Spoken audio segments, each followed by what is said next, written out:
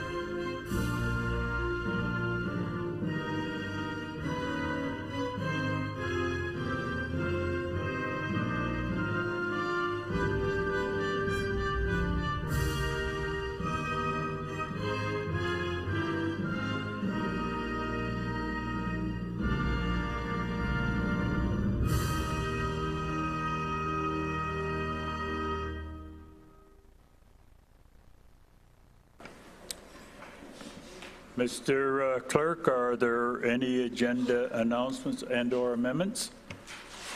Yes, Your Worship. There's a letter on Council's desks relating to the public meeting and report PD 1519 from Arshad Sheikh. There's a delegation from Mr. John Farquharson on report engineering 00619 Appleby Line design report. There's a combined presentation from Jill Hogan on report PD 1619 and report PD 1719, the Trafalgar and Egerton secondary plan. Your Worship. I thank you again, members of council, with those changes. Are there any disclosure by any member of council this evening?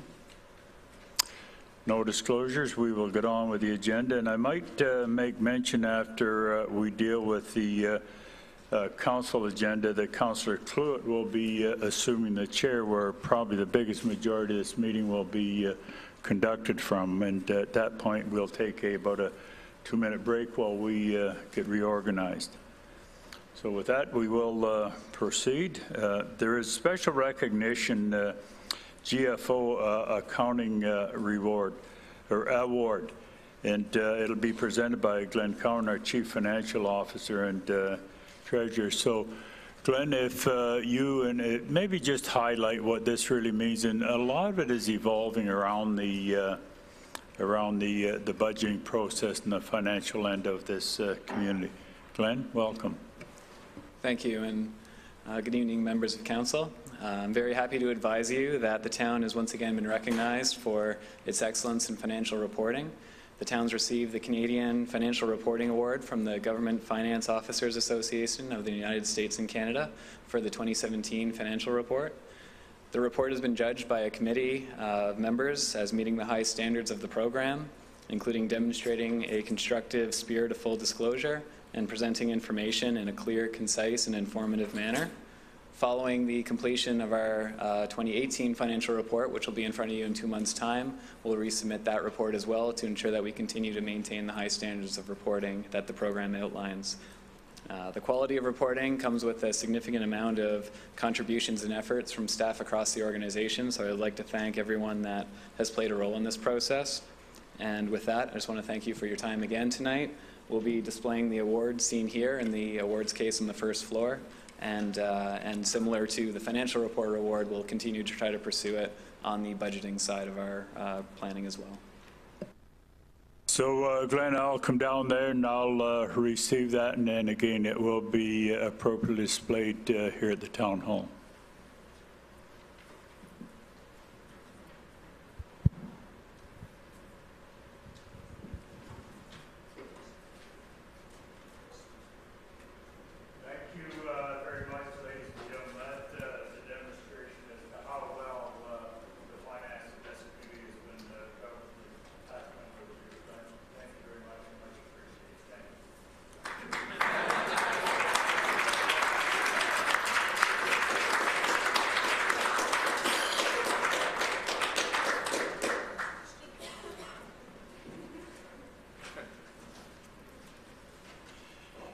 I say, Glenn, I can't blame you for wanting to get out of here. Thank you. I have a resolution moved by Councillor Tesser-Dirksen and seconded by Councillor Ali, and be it resolved that consent items numbered 1 to 11 be approved. Are there any one of those items that any member of council wish pulled out and dealt with separately? Councillor Challoner? Thanks, Your Worship. Yes, items 5, 6, 7, 9, and 11.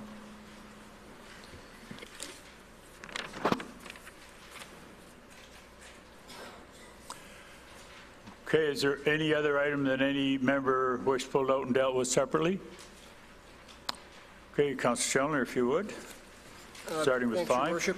Just wondering, you know, from the standpoint of financial philosophy, if there would be any interest or possibility, and perhaps there's a good reason not to, consider some of the funds from the stabilization fund to be included in the 2020 budget towards a reduction, since those funds were taken out of 2018-19. Mr. Cowan, I think maybe that would be appropriate for a response from you. Through the mayor, it is something council can consider through the 2020 deliberations. Our recommendations would be anytime we're taking one-time funding sources as this, that we try to apply them towards one-time expenditures, and that's typically some of the sources you're seeing through the reserves here, like the stabilization. We'd look to identify those opportunities for council. Same thing on the capital side, which I know is the next report we'll be talking about, but by putting it in reserve, anything that goes into reserve does require council approval as to where we'll ultimately allocate the funding to. So we'd look to identify the options for council at that time. Mr. Challoner? Thanks, Your Worship. Number 6. Yeah, my only question here was a question I had raised with Glenn back in December when we had a meeting on the 2019 capital budget. Was he confident that, in fact, we could achieve the 2019 capital budget plan? And so my question is it still achievable given the number of items that are now moving into 19 to be completed? Or are we perhaps being a little optimistic? Right.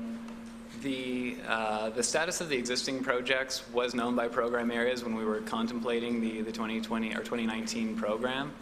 There certainly will be projects that carry over multiple year time period, especially on some of the larger projects. And even in some of the commentary that you see on some of the existing projects that we've identified here, we have tried to isolate some of the large ones to give council some context. And you'll notice in the comments, there's still some of those that, based on where they're at in the design and approval, we would expect to see some of that carry forward as well. But as noted also in the comments, they are progressing towards the ultimate approval. So even if there was an appetite to put some of that, for example, back to reserve, it would be such a short time period before we'd be looking to reapprove. That's generally why we recommend continuing the course in terms of delivering the projects as they're currently approved.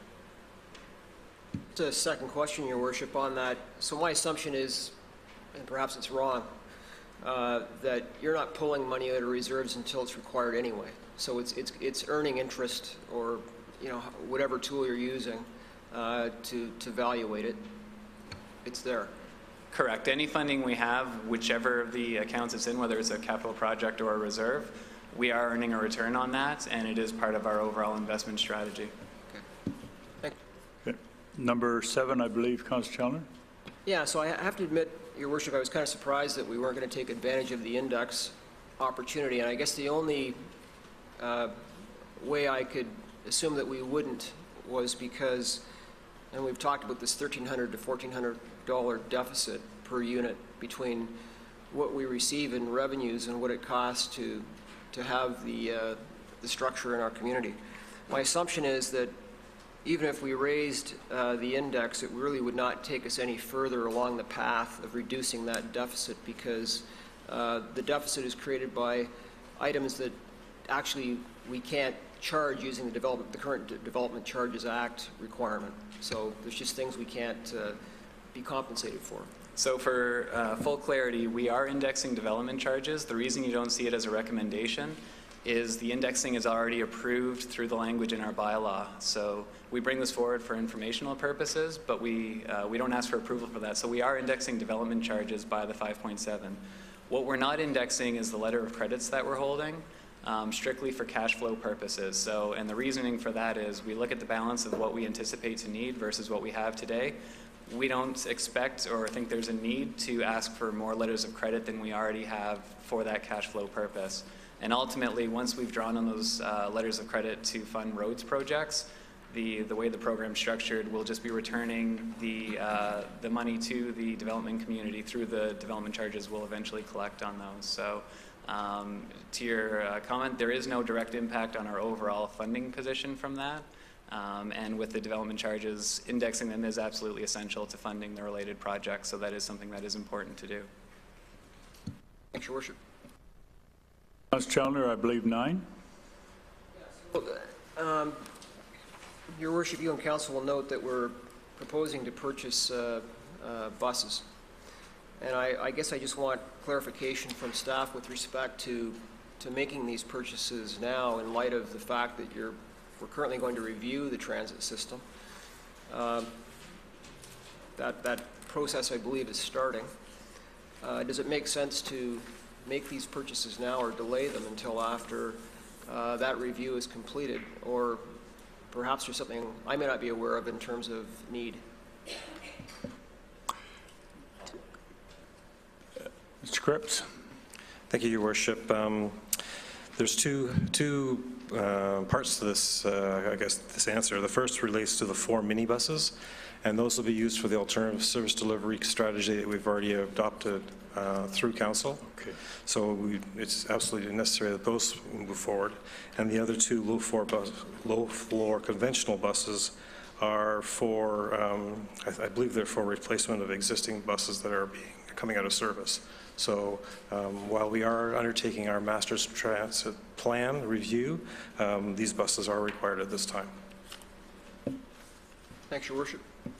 And 11, Councillor Chandler. Yeah, Your Worship, I just want to take this opportunity to thank the CAO and senior staff for this report. This was very helpful to me. There's a number of things that I was not aware of with respect to some of the challenges that staff faces in dealing with the other levels of government. I think that the province of Ontario is going to find it very useful. And I appreciate that staff are very busy, but I also appreciate the time they took to give this serious consideration, and I think it's well done. Well, thank you for that, and I know Ms. Sales had a great deal to do with doing some of the research on this report and pulling it together, so I want to acknowledge that. Anything further, Councillor Chandler? That's enough. Thank you. Okay, I do have a resolution moved by Councillor Tesser-Dirksen, seconded by Councillor Ally, and be it resolved that consent items numbers 1 to 11 be approved. Questions on any of this resolution or any of the reports? Being none, those in favor of the motion, that's carried.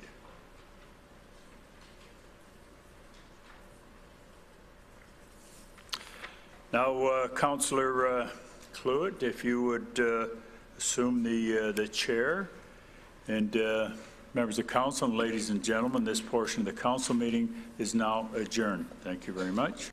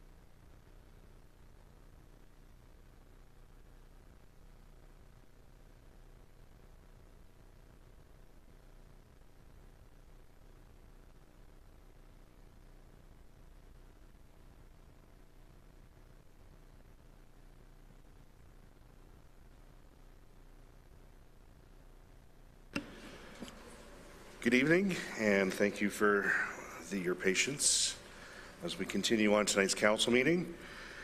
First item up for me is public meeting and initial report for the proposed plan of subdivision and amendments to the Town of Milton's official plan and zoning bylaw. And before that gets all underway, I have to read some formalities, so I beg your indulgence. This is now the public meeting for this portion of our agenda. Council will not make a final decision on any application tonight. Anyone who would like to be informed when the final report will be going to council, or anyone who wishes to speak but is not a registered delegate, please fill out the register located just inside the council chamber doors. And this is a meeting under the Planning Act for the Report PD 1519, Town of Milton Official Plan and Zoning Bylaw by Halton Catholic District School Board to permit development of a new secondary school on lands known as part of Lot 8, Concession 4, and S. Trafalgar, Milton, and some town files there. The recommendation, obviously, is that the Planning Development Report, PD 1519, be received for information, and I'll be reading that out again. Is there anyone else, other than the representative of the applicant, in the audience who would like to speak on this matter? Please raise your hand. And you will be given an opportunity to speak. Registered delegates will be given an opportunity to speak first. Nobody wishing to speak in the gallery. Let it be noted that there is no one wishing to speak. And I believe I've read out the, yes, I have read out the staff recommendation. And it is moved by, we have,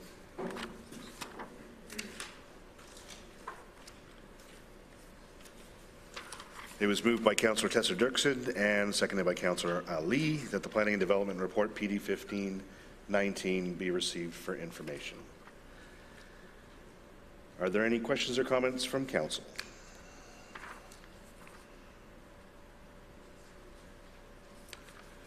Thank you for speeding up the process tonight. This is great. Now I'll vote all those in favor of the recommendation, and that is carried.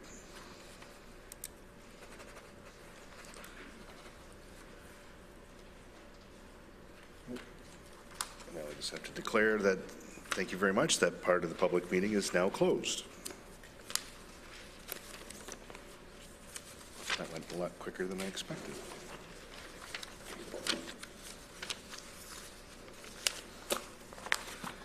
Next item of business. This is where we have a registered delegation, I believe. Okay. This is staff report ENG 1619. Appleby Line, Dairy Road to Rattlesnake Point design report for phase 1 and phase 2 road improvements.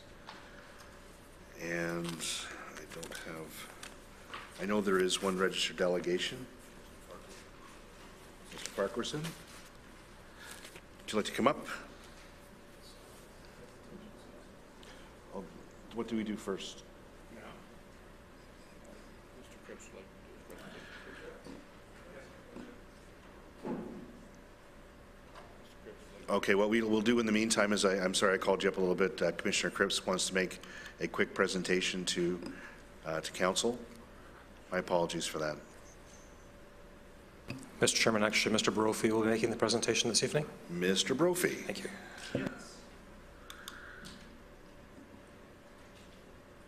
Again, I apologize for the confusion. Sorry about that. Mr. Brophy. Okay, now it's on. So good evening, Council. Thank you for receiving our design report for Appleby Line. For those of you that I've never met, my name is John Brophy. I'm the Director of Infrastructure for the roads in Milton, and we're here to talk about Appleby Line. Appleby Line from Dairy Road up to the Rattlesnake Point entrance.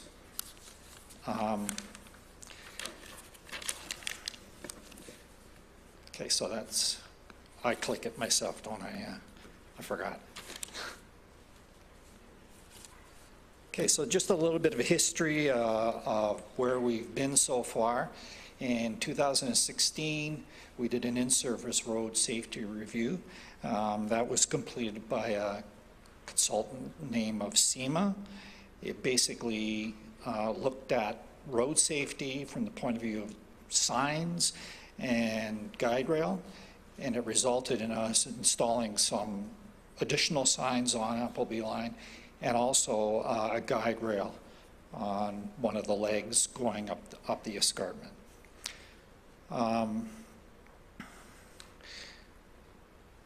In 2018, we did a functional designs, which answered the basic question, can something be built?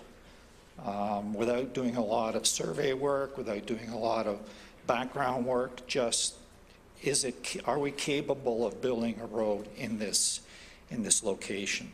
So we reviewed a lot of relevant background information, and which led us to our preliminary design for phases 1 and 2. Phase 1 is to have another look at the signs and upgrade the signs on Dairy Road and also on Appleby Line itself. So the issues that we wanted to address in phase 2 of the project, which phase 1 and 2 we want to be able to do this year, is deficient lane widths and geometrics at the hairpin turn. Look at the road structure in the hairpin turn, because what we're experiencing is high operational costs. And look at all the drainage, because there's a lot of icing and water that collects on the road. The road structure is in poor condition too.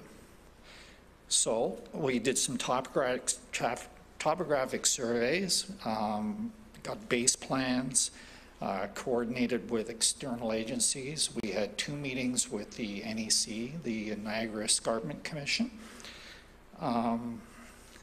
and CH Conservation Halton is basically deferring to the NEC in this project.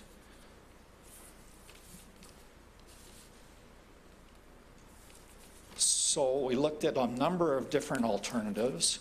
Alternative 1 was do nothing. Alternative 2 was to restrict access to the road. And alternative 3 was improve the road design.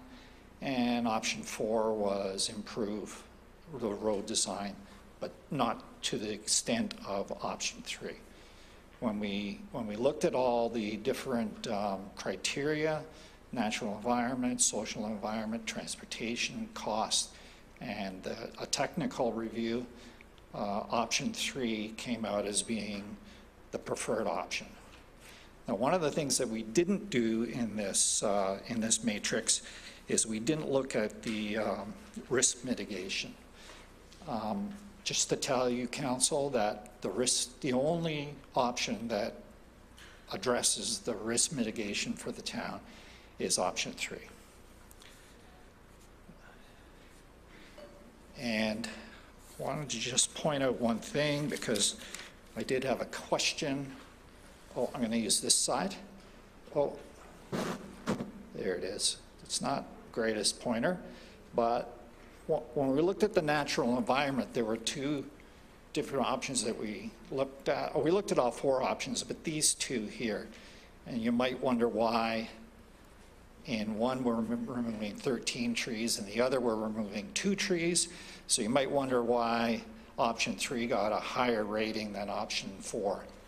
And it's because of this one point under option, try and get this, option 4, impacts to the escarpment natural rock.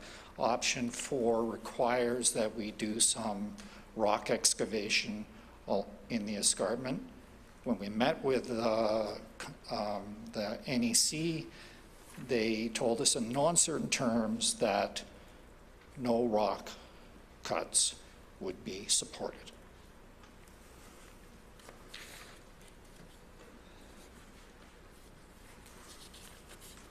So that seemed to be the determining factor. With the others, we just have to do some tree removal.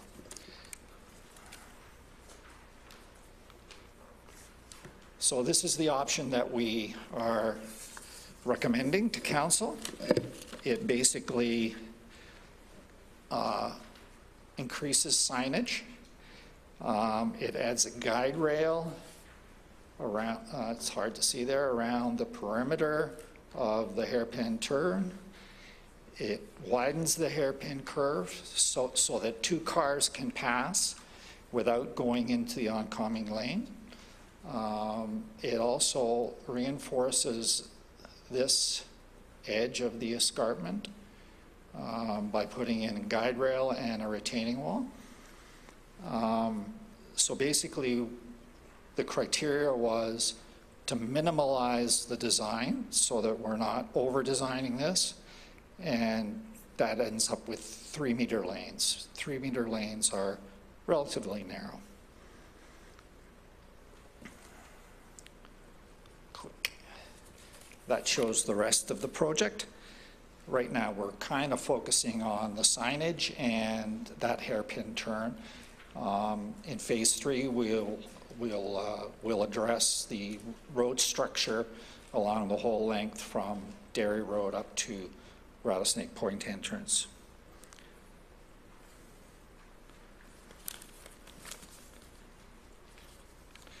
So the one thing that option 3 does require, and you're going to hear this from the delegation, is property. So that's something that we need to address. So why do we choose option 3? It retains the rural character of Appleby Line. It mitigates the risk to public safety, increasing signage, driver awareness that allows safe passage of passenger vehicles, small trucks. We're not designing it for big trucks, we're designing it for small trucks and passenger cars, and such that they don't have to go into the other lane when they come around the hairpin turn. Minimum impact on the environment. It addresses the safety features, or the safety deficiencies, sorry. The do-nothing approach does not address the safety issues, and the compromised design does not meet the minimum standards. And also, it's not supported by NEC. So the next steps, we're asking for council's endorsement and approval of our design. That'll allow us to continue with detailed design and also apply for any permits that we need. NEC will not go forward with any permit application prior to us acquiring property. Phase 1 and 2 construction is in 2019, phase 3, 2021. Phase 3, and the construction phase 3 would be 2023. We're going to do the design in 2021. So that, in a nutshell, is it. Thank you. Thank you very much, Mr. Brophy. I got a couple of questions from council. Councillor Best.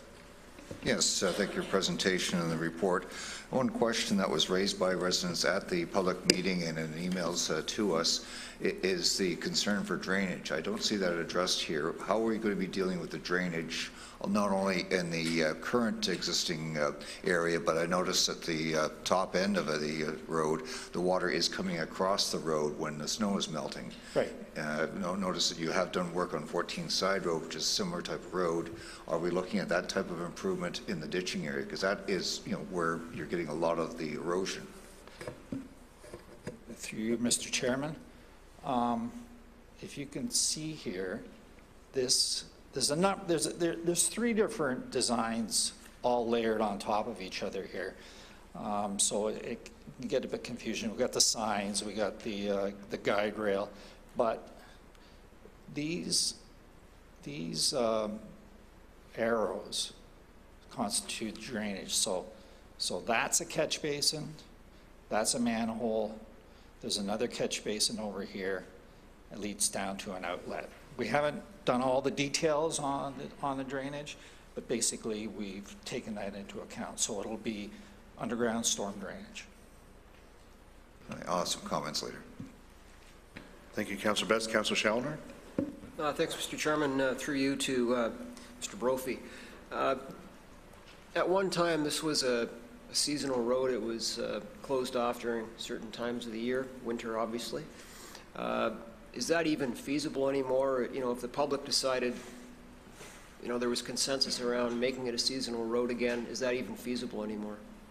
It's not something that we have considered because of the nature of how much traffic uses it at this point in time. So, I guess anything is feasible, but it's a north-south route. We don't have that many north-south routes in Brampton, or in, I just went back to another life there.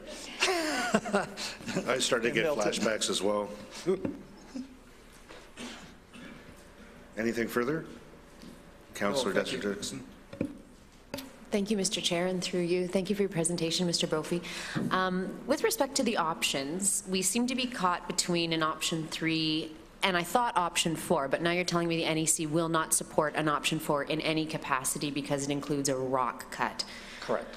Have we ever come up against a problem like this before, where the NEC have said they won't support it, and then we've found some kind of alternative, right, that NEC could support with not quite maybe as much of a drastic proposal?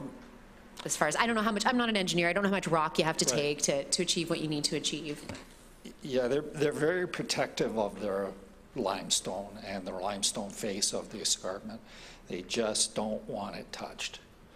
You know, there's a number of different methods you can use to do the rock cut, but they're very protective of it. I don't know how else to explain that.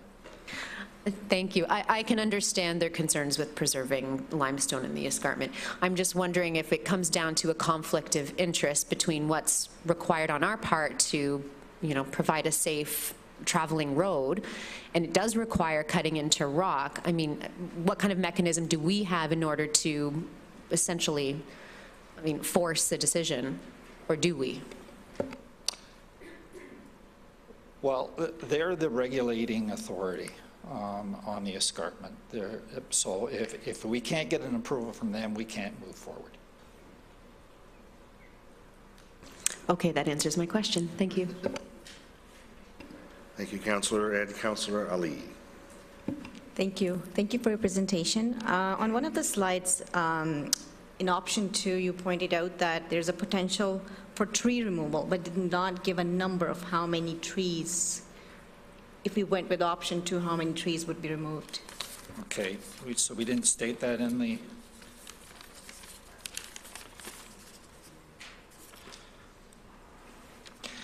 Option 2, there may be a potential for tree removal. Option 2 basically closes off the road and cul-de-sacs it so that there is no through way.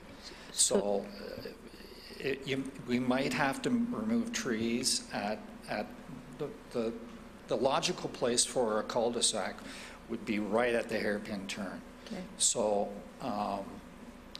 you know, in order to have a turning radius so that if you did go up there, you could turn around there, that may require some tree removal. I don't think it would be any more than the 13 trees that are in option 3, but I don't know exactly. Thank you. That answers my question. Thank you. Anybody else? Any further questions for Mr. Brophy? And seeing none, thank you very much. Thank you. And we will now go to our delegation, I believe. Yes. Mr. Farquharson. Yeah, absolutely. Brett, can I ask you a quick question? Great.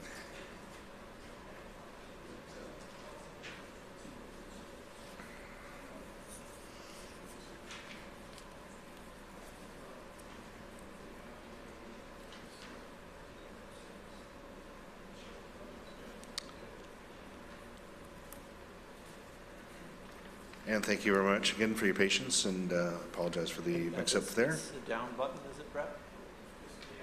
Yellow button? Okay. and we have 10 minutes. Okay, great, thank you. Good evening, Mr. Mayor, councillors, and guests. We're John and Christine Farquharson. We live at 7145 Appleby Line, and we're here to address the Appleby Line Escarpment project. We hope that you've read the pre-prepared package, and we will not speak to every point in order to stay within our allotted time limit. Hopefully you will have read the resident responses at the back of the report. There is unanimity in the resistance to the proposal. However, in the spirit of compromise, we would like to suggest an alternative outcome which we believe may be an acceptable option for the Town Council. Since being informed of the decision for this meeting on March the 13th, it's been a pretty active time for me in the last week and a half. And I have met with numerous and varied professional and expert individuals to provide an informed, objective, and assessment of our options and preparations.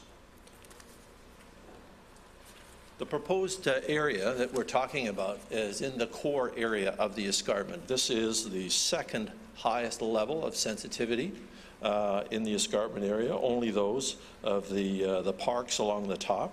And it provides a ribbon of the area of the escarpment.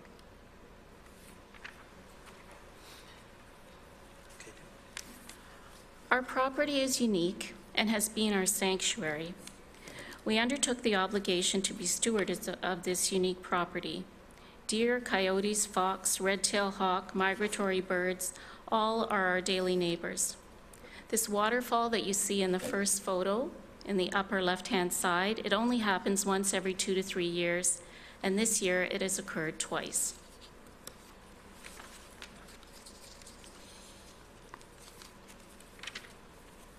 In the assessment of the environmental uniqueness of our property, we were surprised to learn that our little friends, the salamanders, which we collect in our pool every summer, were considered endangered species along the escarpment.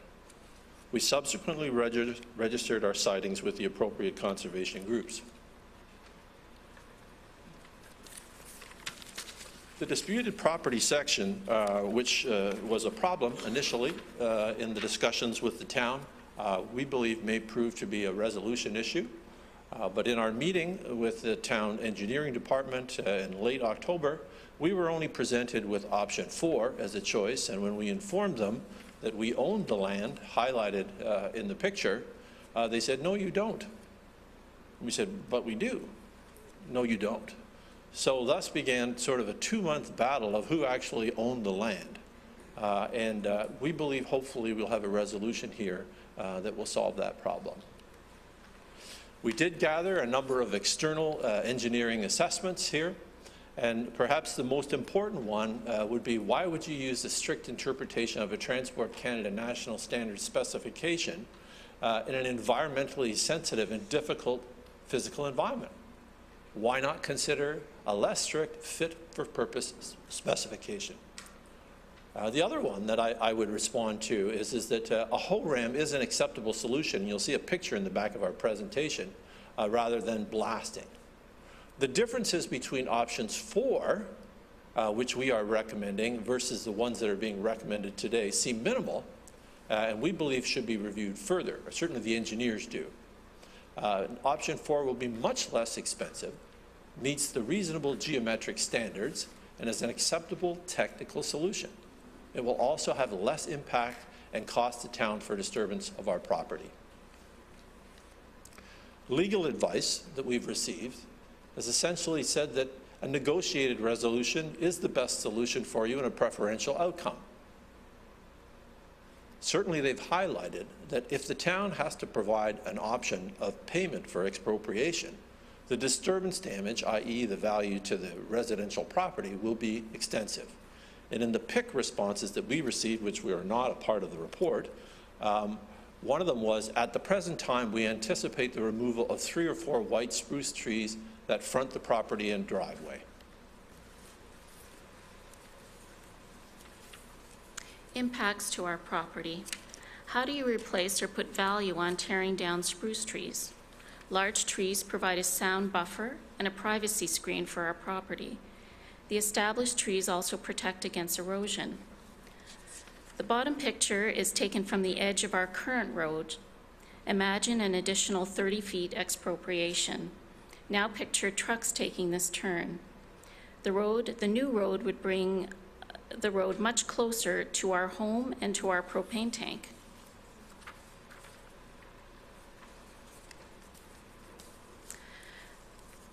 Our property has the best panoramic view of the GTA. It is instantly recognizable to everyone, and it's an iconic spot. I dare any council member to admit that they haven't stopped and admired this view once in their lifetime.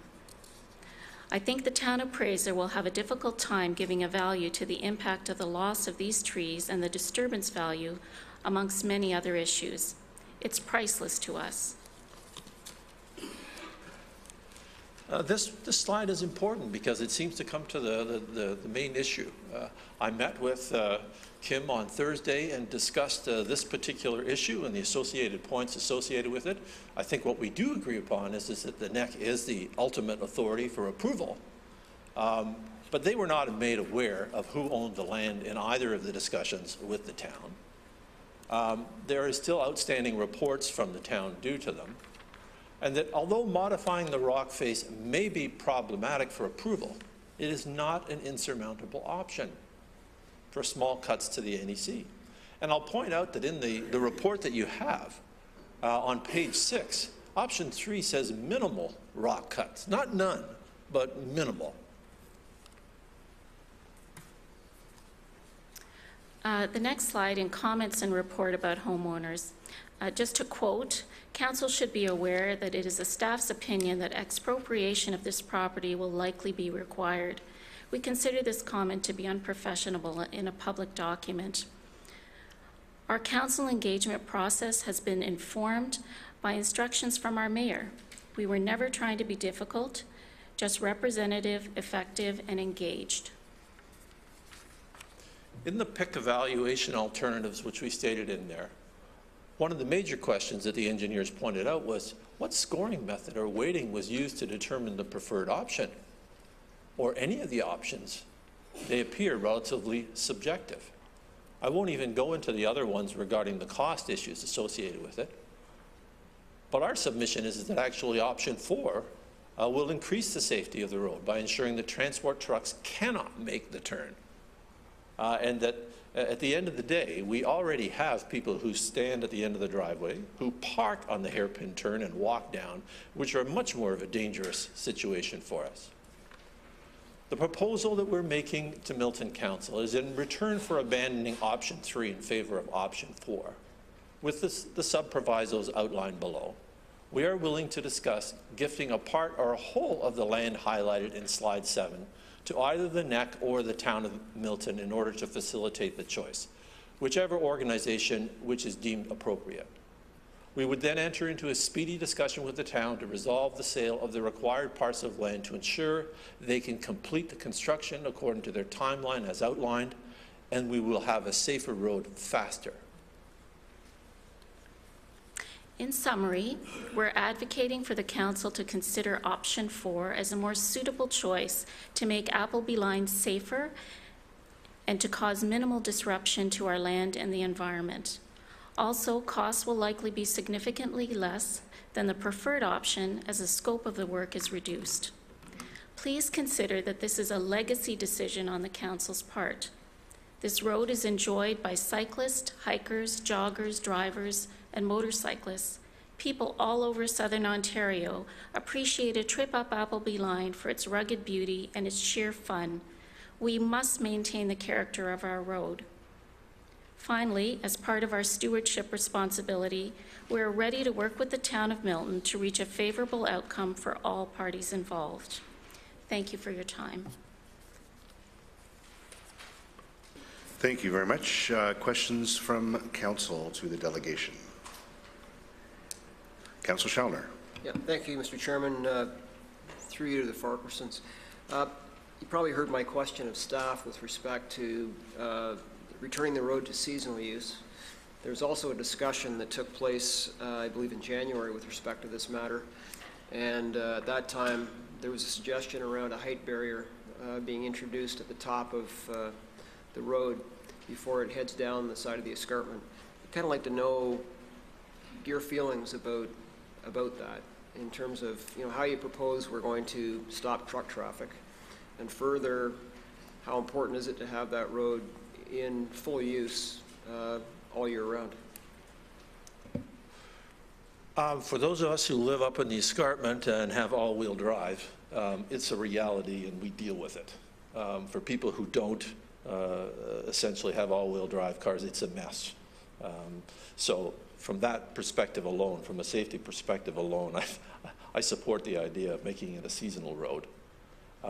With respect to the height barrier, we also support that. We think at the end of the day, something that would remind the trucks that are attempting to go through that this is a road which is totally unsuitable for them is a great idea. We've been advocating for that, and may I add, since 2012, for some kind of solution to managing the transport truck issue, which happens, as I mentioned back in early December, 15 to 20 times a year where they get stuck on our hairpin turn. Thanks, Mr. Chairman. Thank you. Any further questions? Councillor Dersick. Thank you, Mr. Chair, and through you to the Farquharsons. Thanks so much for coming forward and telling us about your property and your way of life up there on Appleby Line. It is a beautiful area. My question would be, out of all of the problems that people who live on this patch of road are facing, what would you say is the most glaring concern for you? I mean, we've heard about traffic safety. We know that there's trucks far too large using the road. We've heard about drainage issues. We've heard about your concerns with respect to property having to be acquired in order to fulfill one of the options. So that's my first question to you. And secondly, in light of what we heard Mr. Brophy say with respect to the Niagara Escarpment Commission likely not agreeing with the option 4 that you're advocating, what does your position change at all, or do you have any ideas on how we could move forward with some kind of option in between that, again, I don't know the process with NEC, but that we could satisfy NEC as well as minimize the impact to residents on Appleby? So I have represented the residents on the street on numerous other occasions and in presentations, and I've expressed the issues that they have on a consistent basis. Ours are a little bit different. From the rest of the residents. For us, drainage is not an issue. It's not a big issue for us at all. Probably the most annoying component is people racing up and down the road and large trucks attempting to take the corner and not being able to accomplish it. We actually feel that the road right now, as it's structured, is large enough, especially if you put a solid line along it, which would force cars to the outside. If it was maintained, we actually believe that there's nothing wrong with the road as it stands right now. With respect to the NEC issues, I would still submit to you that this should be a fit-for-purpose solution, not a solution based upon Transport Canada's guidelines, which would be suitable for a subdivision in an urban area, but is not suitable for this very sensitive environment. Can I just add that the option that's being highlighted as the option of choice will certainly affect us the most by far in terms of taking up to 30 feet of our property, bringing the road much closer to the house, taking down trees. It's going to change the character of the property, pretty drastically, I think. So it's not our preferred choice from that perspective, but I think there are other reasons as well.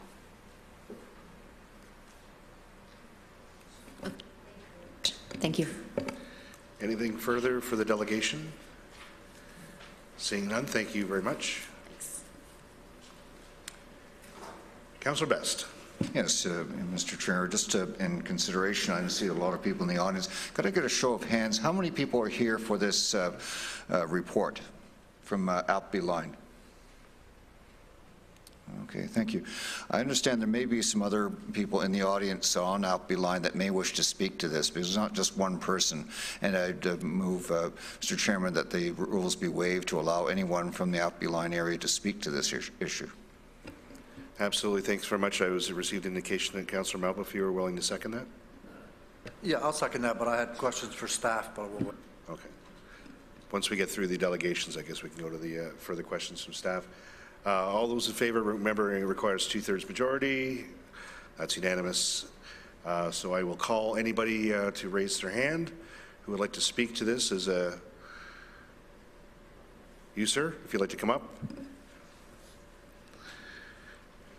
And for those who do want to speak, if you, when you come up to the podium, if you could just state your name and address for our clerk for our information. Thank you very much. If you could put on your microphone. If you could put on your microphone, sir, and state your name. My name is Maisal Samadi. We live on Appleby Line at 7111. We have had a lot of problems with respect to drainage issues in our property, as well as gravel that is migrating, every winter, or every day, I should say, of the summer and winter, for that matter, migrating through the stream that comes down the hill into our pond. The pond that we have had, which was a very nice pond with fish in it for years, suddenly now something like 80% of the pond has gone. It's not suitable for anything anymore, It's full of gravel, and we really need that issue to be resolved. We were promised at one point back in 2006 that this issue was going to be included in the capital budget for the city for 2013, if I remember correctly. And now we are 2019. The problem has gotten a lot worse. Like I said, we have lost something like 80% of our pond. It really is not suitable for anything anymore. And we're still counting. There's still no solution in sight. And I would like the council to look at this issue and deal with this problem. We have waited long enough. It's been years and years now. And we I've met with the Lord Mayor, I've met with some of the council members, and it is something that I cannot emphasize enough, that it needs to be dealt with. Absolutely. Any questions to the delegation from council? Seeing none, thanks very much for your addition to the presentation. Thank you. Anybody further in the audience who would like to have their say? A gentleman coming up. Any further hands of anybody else? Okay, so far this will be the last edition. If you could state your name and your address, sir. Yes, good evening all. My name is Doug Ralph. I live at 7085 Appleby Line. We've lived there for a quarter of a century so far. It's our retirement home. We love the area. I'm not crazy about how Milton is expanding, but that's Milton. We're far enough out there so far. We have continual drainage problems when it rains. The rain comes down Appleby, crosses Appleby, comes down our driveway. We have to block off the driveway physically with railway ties, whatever we have handy, to stop the water from going into our sewage bed. This has been a continual problem over the years, and it continues. If you were to have gone out on Appleby Line in the last couple of days and looked just north of our driveway, the road was frozen. The ice was there because the water continues to come across Appleby down into our driveway. We've wanted to get our driveway paved for many years, but we can't because of the water issue. It comes down, it's undermining our driveway. It's a real hassle all the time. I don't know what else to say. We need help. We need an engineering department that cares and knows what they're doing.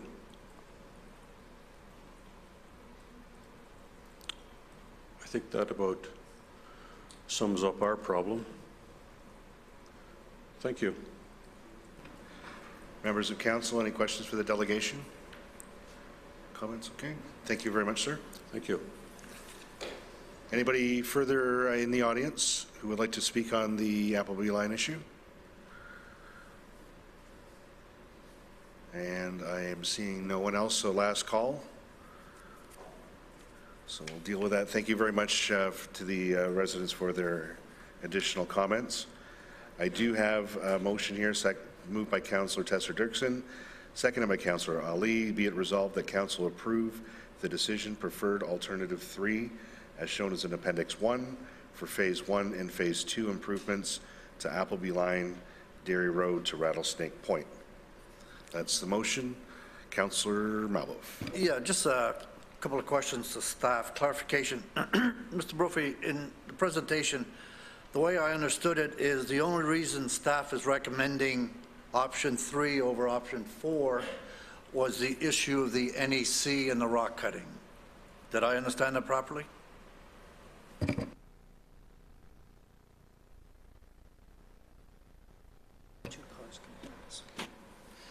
Through you, Mr. Chair, there is the NEC issue, but also alternative number 4 does not meet the geometric requirements for roadway design. I believe the radius and or the lane widths are substandard. Okay. As far as the NEC thing, is there an appeals process for us to challenge the NEC's decision if we decide to go ahead? Is there an OMB in that type of issue? Just for a clarification. Through you, Mr. Chairman, there is an appeal process available to area residents. I am not certain whether that appeal process is available to the town as well. I would imagine it would be, but I'm not 100% certain of that. But what I would say is that option 4 would probably be something the NEC would consider if there wasn't another alternative. But we've demonstrated that option 3 is in fact a feasible alternative. So I don't want to speak for the NEC, but I'm confident in saying that they would fall back and say, if the town needs to build something, build 3 and not 4. Thank you. Thank you, Councillor Malbuff. Councillor Best. Mr. Chairman, thank you for your everyone's for their comments, and especially for the Farquharsons for their presentation and generous donations. Not often we have people wanting to donate land to the town. Anyone else interested, please step up. But it is one of concerns. If staff could just go to my photos. I was also on the roadway on the weekend, coming down from on Appleby Line, southbound from 14 Side Road. This is all you see. Unfortunately, as delegations have pointed out, this isn't working. And if you go to the next picture, this is looking northbound. And if you can see part of this is right north of Dairy Road. This doesn't seem to deter people. And I thank Councillor Challoner for mentioning what I'd ask staff to look at is some sort of physical, either a height barrier or other signage in phase 1, because I appreciate what staff have done in trying to come up with a solution, and they're bound by various legislation. When you go to the next slide, please. This is what staff or what the residents been raising. This is it's called a riprap. It's large gravel rather than having drainage at the sides. This was done on 14 Side Road as well last year, and it cleared up a lot of the drainage issues there. This is on Appleby Line at the south portion. I'd ask staff to consider some immediate work, because driving up that section on Sunday, you're taking your life in your hand. There's a lot of erosion at the southerns. Not just, the issue is not just the hairpoint turn that we've been talking about. It's the whole section from Dairy right up to Rattlesnake Point. There's some very steep sections there where the base is eroding away, and part of the problem is it's all washing into the pond. So if you go to the next slide, please. I had 3, I sent you 4. Okay. All right. My other option as well, in terms of signage, I asked staff to look at the signs they put on Henderson Road, which says local access only.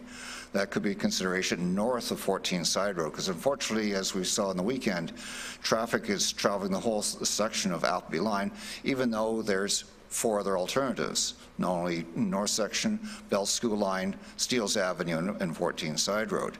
You know, this is a unique road. It's, you know, to try and make it, you know, feasible, you're looking at $2.3 million. After the budget we just went through, just remember, this is almost a 5.5% tax increase for all of Milton. And I'm concerned about spending this kind of money when we now have a new proposal on our table. And Mr. Chairman, with your indulgence, I'm making an amendment to this, and I've given a copy to staff, and I've had to make a minor change there. That council approved the design, this is removing the bracket, for phase 1 improvements to Appleby Line, and that's basically the signage and other work that's done, Dairy Road to Rattlesnake Point, and that the proposals presented to council be reviewed by staff and brought back to council for consideration. And if you could take that, I think I may have a seconder or two. But my concern is the phase 2 work is basically predetermining phase 3 of basically widening this road. My concern, as mentioned by Mr. Farquharson, I've seen cars parked in front of his property, which makes it even more dangerous. The more you widen this road, the more you're going to encourage traffic. I think we should be discouraging traffic on this section. We've done it before, and we have our means of what's called alternative road design. That, you know, Charles Street is the best example. It used to be a 2-lane road, now it's only a 1-lane road. We have the same issue on Twist Road, north of Dairy Road. I think there's some other alternative we can make to, one, discourage large vehicle traffic and allow the safety and improve the drainage. Drainage is just as important as the signage here, and I'd hope that staff could come back with some immediate results. I know there's some work that they could be doing now, but you just have to drive along and look at the shoulders.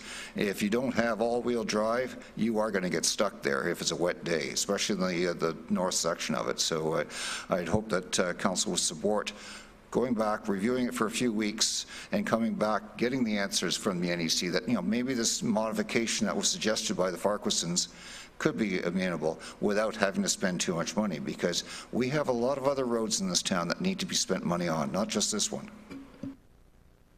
Thank you for that. We've got the copy of the amendment, but before I wanted to go, first, do we have a seconder to move forward with this? Seconded by Councillor Tester-Dixon. Commissioner Cripps wanted to make some comments as well regarding your photos. Thank you, Mr. Chairman. A couple of things. The issue of the height barrier has been considered. The problem with the height barrier is once it's installed, how do we get our plows and our sanders up there? They obviously they don't fit under there. If someone on that section of road is having a delivery from Leon's, a new refrigerator and stove is being delivered, do we have to make arrangements, take the barrier down so the trucks can get up there? Those are the sorts of operational issues that would become a problem. We recognize that drainage is a big problem on this section of road. You're getting water draining over the road. You're actually getting water draining from percolating up through the sub-base in the road, through the asphalt. And my guess is that's creating a lot of the icing issues, because that water is actually getting right to the surface of the road when it's cold. So all of those issues are really important to be addressed, and that's why you see in 2021, and I think in construction 2023, and I stand to be corrected if I've got the years off by 1 or 2, that's the time that we're going to address those sorts of issues and do the job properly, not half-ass, pardon the expression. The third issue that I wanted to talk about was the gravel in the pond the gentleman was talking about. That pond is online. So any erosion that's taking place upstream, whether it's Appleby Line or all the private property owners south of that area, they're all contributing sediment to that pond. So as the water comes down across the escarpment, there's enough energy in the water to transport that sediment down. It gets onto that property, into the pond. Velocities in the water slow down, and all that sediment settles out. That pond is acting like a settling basin for all the lands to the south, not just Appleby Line. So that issue of the pond is not related to the roadway itself, but in fact the drainage area and the fact that that pond was built on line instead of off the line, the same way a stormwater management pond would be built. And those were my comments, Mr. Chairman. Thank you. Thank you very much. Councillor Best, you still have the floor. Yes, Mr. Chairman, through you to Council, and I appreciate Mr. Cripps's comments. My idea of the height barrier, as I mentioned, there's a swinging arm underneath it. That basically it's 14 feet high, which allows all vehicles to go through, but if you are going to be doing it, you hit a soft barrier or chain so that you know that you really shouldn't be up here. It allows for emergency vehicles, snow plows, and everyone else to go through, but anyone else that's not familiar there, you say, maybe I shouldn't be going up this hill. And because unfortunately, as we've seen from the pictures that Mr. Farquharson and others have presented previously, that is what's causing it. You just have to look at the ruts at the side of the road. You have large vehicles trying to go up and down. And unfortunately, the circumstances we had this weekend of a motorcyclist being killed, there's people on this road that aren't familiar with it. The more signage and barriers we have to inform people, just like we had in Toronto with the streetcar tunnel, that no matter how many signs they have there, people still kept going through. They were just mesmerized in it. I'm looking for some sort of thing where, when someone hits it, they know, they shouldn't be there, but it still allows for vehicles that are making deliveries to get through. Thank you. Speaker's list continues. Councillor Chalmer. Thanks, Mr. Chairman. Through you to staff, and I hear what Mr. Cripps said. So my question would be, is there a way to consider a kind of a 3A? So, for example, if you eliminated the use of the road on a full-time basis and you went to seasonal, would you require the same standards?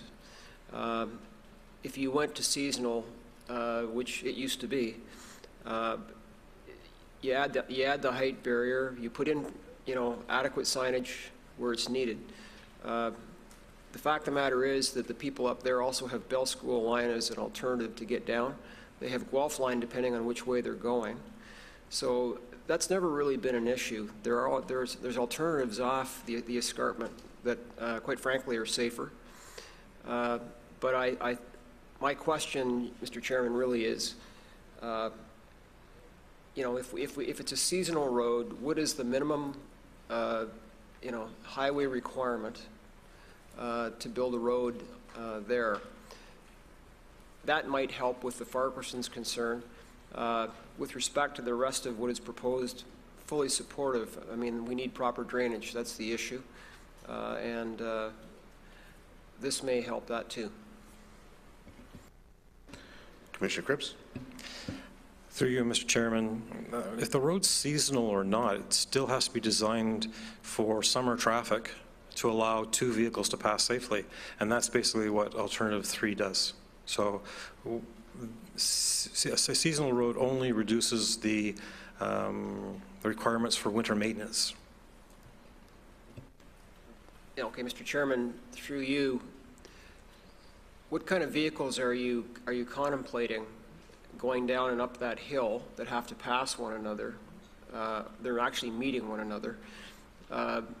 If you've got barriers at both ends that don't permit large vehicles to use it. Through you, Mr. Chairman, as per Mr. Brophy's presentation, the geometrics of the road are being designed for small trucks and for cars. It's not being designed for 18-wheel transport trailers to move up and down the escarpment. Thank you. Thank you very much. Councillor Tessler-Turkson. Thank you, Mr. Chair. If Council would indulge me in getting a little philosophical for a moment, I think what we have here is a classic conflict of interests, a conflict of rights. We have to make decisions that are in the best interest of the entire town and the safety of road travelers, but we also have to keep in mind the rights of individual property owners. Given that we have a proposal from the Farquharsons to gift property to the town to find some kind of alternate resolution, I think it's incumbent upon us to at least consider if there is a viable alternative. I have complete faith in our engineering staff. They've brought us, a great report. It's a Cadillac, Do we need to do that in this road, on this road? I think this is what Councillor Best is getting at. Appleby Line is Appleby Line. People know what they're getting when they're going there. If we address the drainage, which I think is a serious issue, and provide for better road signage. Again, I don't know what more you can show people to keep them from traversing this road in large vehicles, but I guess it's worth a try, exploring the road barrier. I just feel like we shouldn't be rushing into the most dramatic scenario if we have a viable option, especially with residents offering us their land.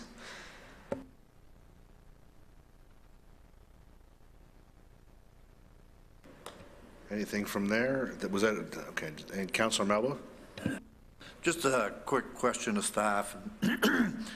Based on what we've heard tonight and everything else, would it be better to just defer this to the next council meeting and have staff go back and take a look at what they've heard tonight and see if there are other options? Maybe have more discussion with the NEC, with the residents, and then would a delay of one more cycle, would that create any problems?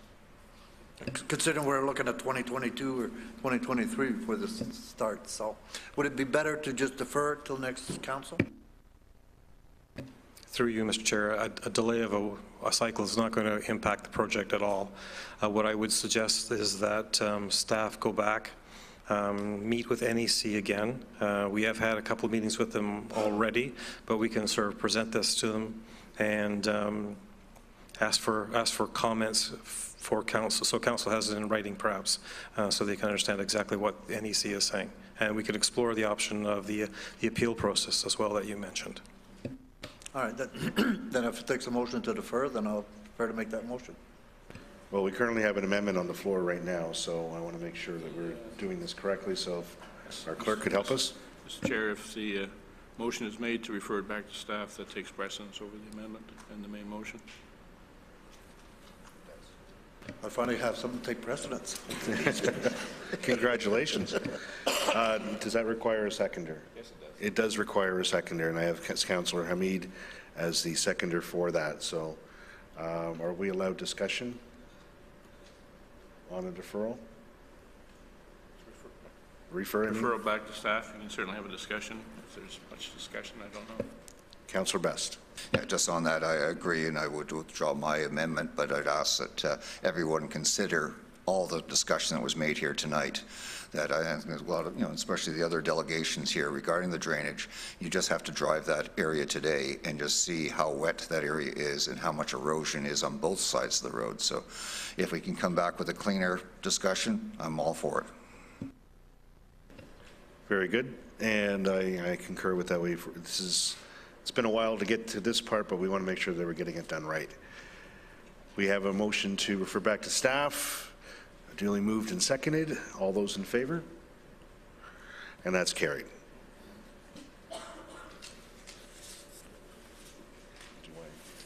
Okay.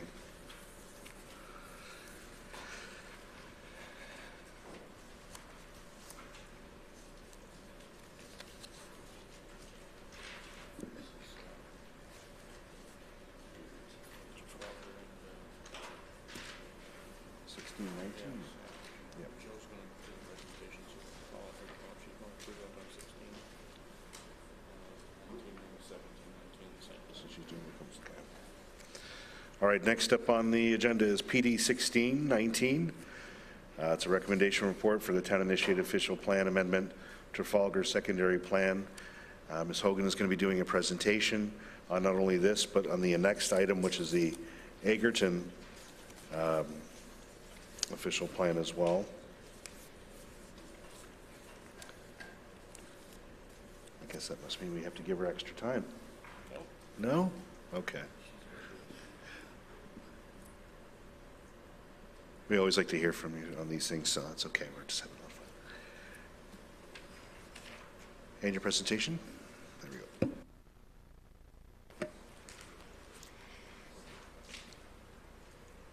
Good evening, members of council, members of the public, and town staff. Joining me this evening, we have members of the town's consulting team, so I just wanted to quickly reintroduce Matthew Corey from Malone Given Parsons, and we also have Brett Sears here from WSP, and they'll be here to answer any of your questions following my presentation. I'm here tonight to provide a very brief overview of the Trafalgar and Egerton secondary plans. On February 11th, just last month, Council received a very detailed presentation on both of these plans, so this will serve as a bit of a refresher this evening. The Trafalgar and Egerton secondary plans, they're located in southeast Milton. The Trafalgar plan is south of Derry Road, west of 8th Line, and east of the Greenbelt area. The Egerton plan is bounded by the 401 to the north, 8th Line to the east, Derry Road to the south, and the Greenbelt along 6th Line to the west. So these lands, they were brought into the urban boundary through the Sustainable Halton planning exercise, and these two areas are being comprehensively planned together as the Trafalgar corridor. We are planning to accommodate a minimum population of about 32,000 people here and 19,000 new jobs. As you know, we've been strongly advocating for a new GO station in the vicinity of Derry and Trafalgar Roads, and through the detailed planning of this area, we are putting the building blocks in place to achieve this.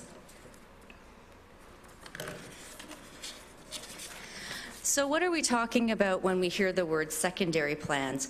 Well, basically what a secondary plan is a second layer to the town's official plan. They include a land use plan and implementing policies that are adopted right into the town's official plan.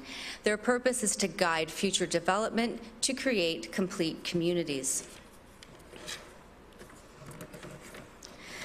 So we've been really thinking differently for these lands. As you know, and as I just mentioned, we have been strongly advocating for a new GO station. And to realize this, we really need to make sure that we have the critical mass of people and jobs to support a new station. We have been planning for a higher density, mixed-use employment community around the GO station and focusing density in the right places along the Trafalgar corridor. Trafalgar Road, it has so much potential from a transit perspective as it serves as an urban connector between Halton Hills, Milton, and the town of Oakville. So we have developed these secondary plans to build compact and complete communities. We're creating job opportunities and protecting and enhancing our natural environment. We're providing choices for people to move around. We've established a logical road network, created high-quality urban spaces, and achieving fiscal responsibility. We have undertaken extensive public engagement as part of this process. You may recall that over the course of 2018, we held two what we called planning fairs right here at Town Hall, and these events were really well attended. About 100 people attended each of these events, and participants had the opportunity to provide their detailed input on these plans through hands-on workshops. Planning staff, we also attended the Milton Farmers Market on 2 occasions last summer as a further public outreach program. And just last month, we had our statutory public meeting right here at Council to meet our Planning Act requirements. The proposed land use structure will support the realization of a new GO station. And as I mentioned previously, we are planning to accommodate a minimum of 32,000 people here and 19,000 new jobs. We have strategically allotted the population densities, with the highest densities being proposed around the GO station and at nodes along the Trafalgar corridor. We have put the building blocks in place to support a mixed-use employment community. And this is where people can live and work in very close proximity. And this framework will also facilitate jobs in the innovation and technology fields. And these are fields that are coveted by our young population. In the Trafalgar plan, the highest densities and mixes of uses are in the neighborhood centers, and as we move away from the centers, medium densities are permitted, and then it tapers off into a lower density form of housing. We have a robust natural heritage system, and we're planning for 11 parks, 6 elementary schools, 1 secondary school, 2 places of worship, and we've ensured that the policy framework allows for opportunities for the co-location of these facilities.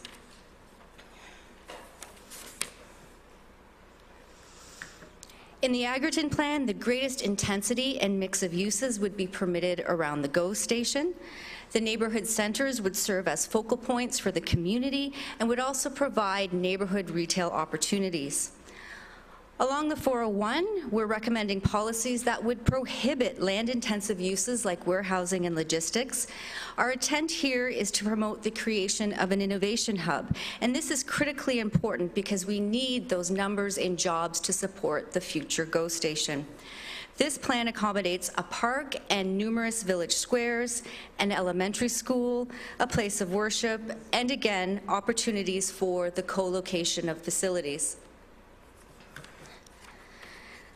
So this evening, staff is recommending that Council adopt the Trafalgar Secondary Plan. This plan conforms to provincial and regional policy and positions the town well to land a new GO station. We are also seeking direction to forward the Egerton Framework Plan as input into the region's municipal comprehensive review process. Under current legislation, as it stands today, the mixed-use employment vision for the land surrounding the proposed GO are required to be evaluated through the region's municipal comprehensive review process. As I mentioned, the mixed-use employment is really the key to getting the right amount of people and jobs to support a GO station. As it stands now, the region's official plan only contemplates warehousing and logistics on these lands, which simply will not produce the jobs and critical mass of population to support the station. You may recall that at the February 11th session of Council, Council expressed broad support for Growth Plan Amendment 1, which is anticipated to be put in force by the province in the very near future. What this amendment will do is allow the decision to permit mixed-use employment to occur right here at the local level. As such, staff is also seeking direction to bring forward the Egerton Plan for Milton Council's consideration following the approved changes to the provincial growth plan. And that concludes my presentation, and I thank you very much, and we're here to answer any questions. Thank you. Thank you very much. That was a great presentation. And again, that was both on the Trafalgar and the Egerton plan. Councillor Challoner, first question. Thanks, Mr. Chairman. I could not ask the questions I wanted to ask. Obviously, in February, I was sitting in the chair. So I do have some questions. And I guess, first of all, this is not in the current official plan that we're operating under. Is that right?